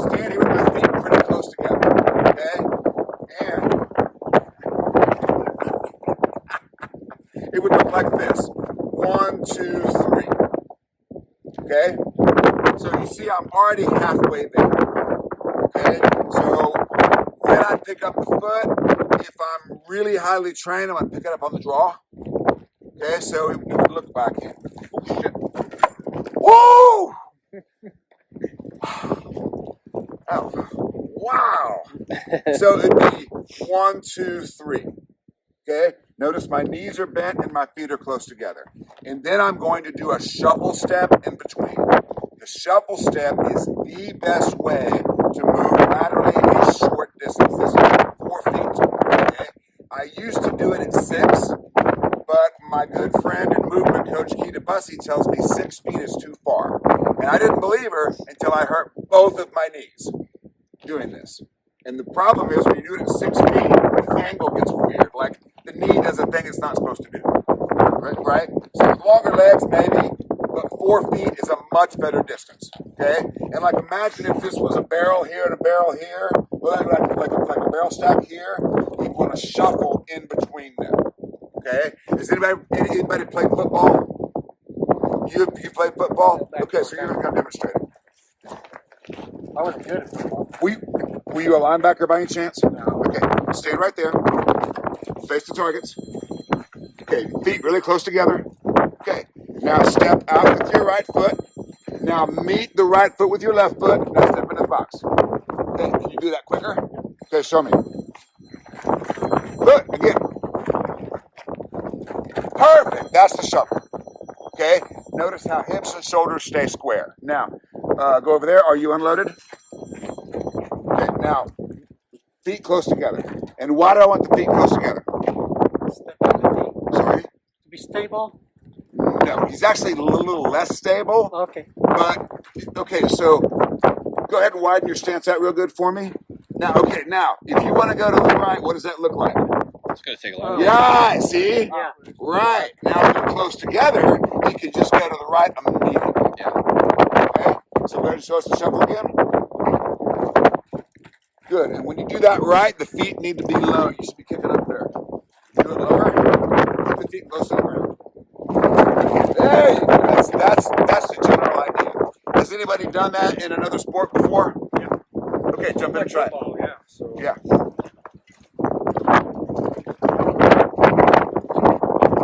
Yep. Good. And it should be kind of springy. I'm not sure what to call that.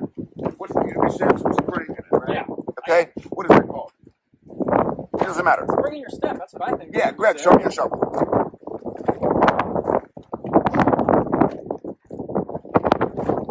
Yep. Oh, come on with those long legs. Do it again, please. And thank you. Step a little further. There you go. Perfect. Now, if you try to put a lot of muscle on this, you're going to be skidding. This is a very low effort exercise. Okay, Rafi, show me your shuffle. Gosh, even the make ready for no shooting takes forever.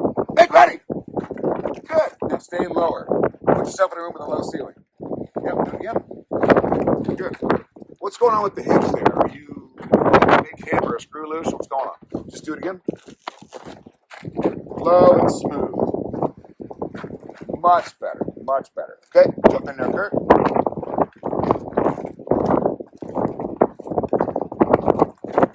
That's it. See how easy that is? If you try to put a bunch of muscle on that, you wind up skipping. You see how your hips and shoulders are square the whole time? And when you keep the gun up above your chest, it's very, very easy. Who else needs to do it? Is that everybody? Okay, somebody set that steel down. Go! Stand by.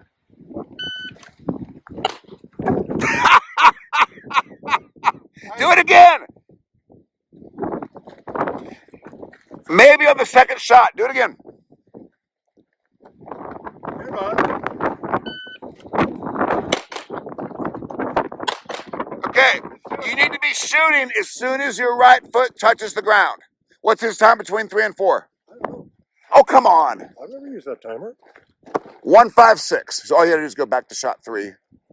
Oh, okay. Nice. Okay. Go. Yeah, it's 156. Okay. Kurt. Kurt. Oh, I thought he said Nice and slow. So lift, and as soon as your right foot touches the ground, I want you to shoot.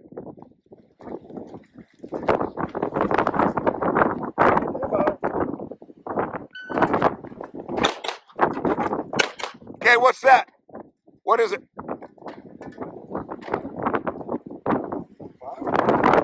I'm not sure which one it is, right? 305, is that what you want? 115. So that's the last split. Go back to shot 3. It's 115. Shot 3. Now show me a 99 by picking the foot up sooner. Now, Kurt, you're picking the foot up. I want you to.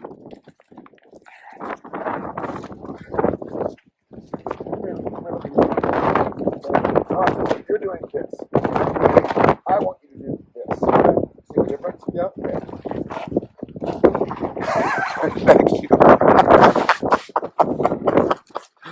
All right, we're to 115. Let's have a 99. Are you ready? Stand by. Okay, that's. Do it again. I need you to do that as you're drawing the gun. 115 again. Do it again. Stand by.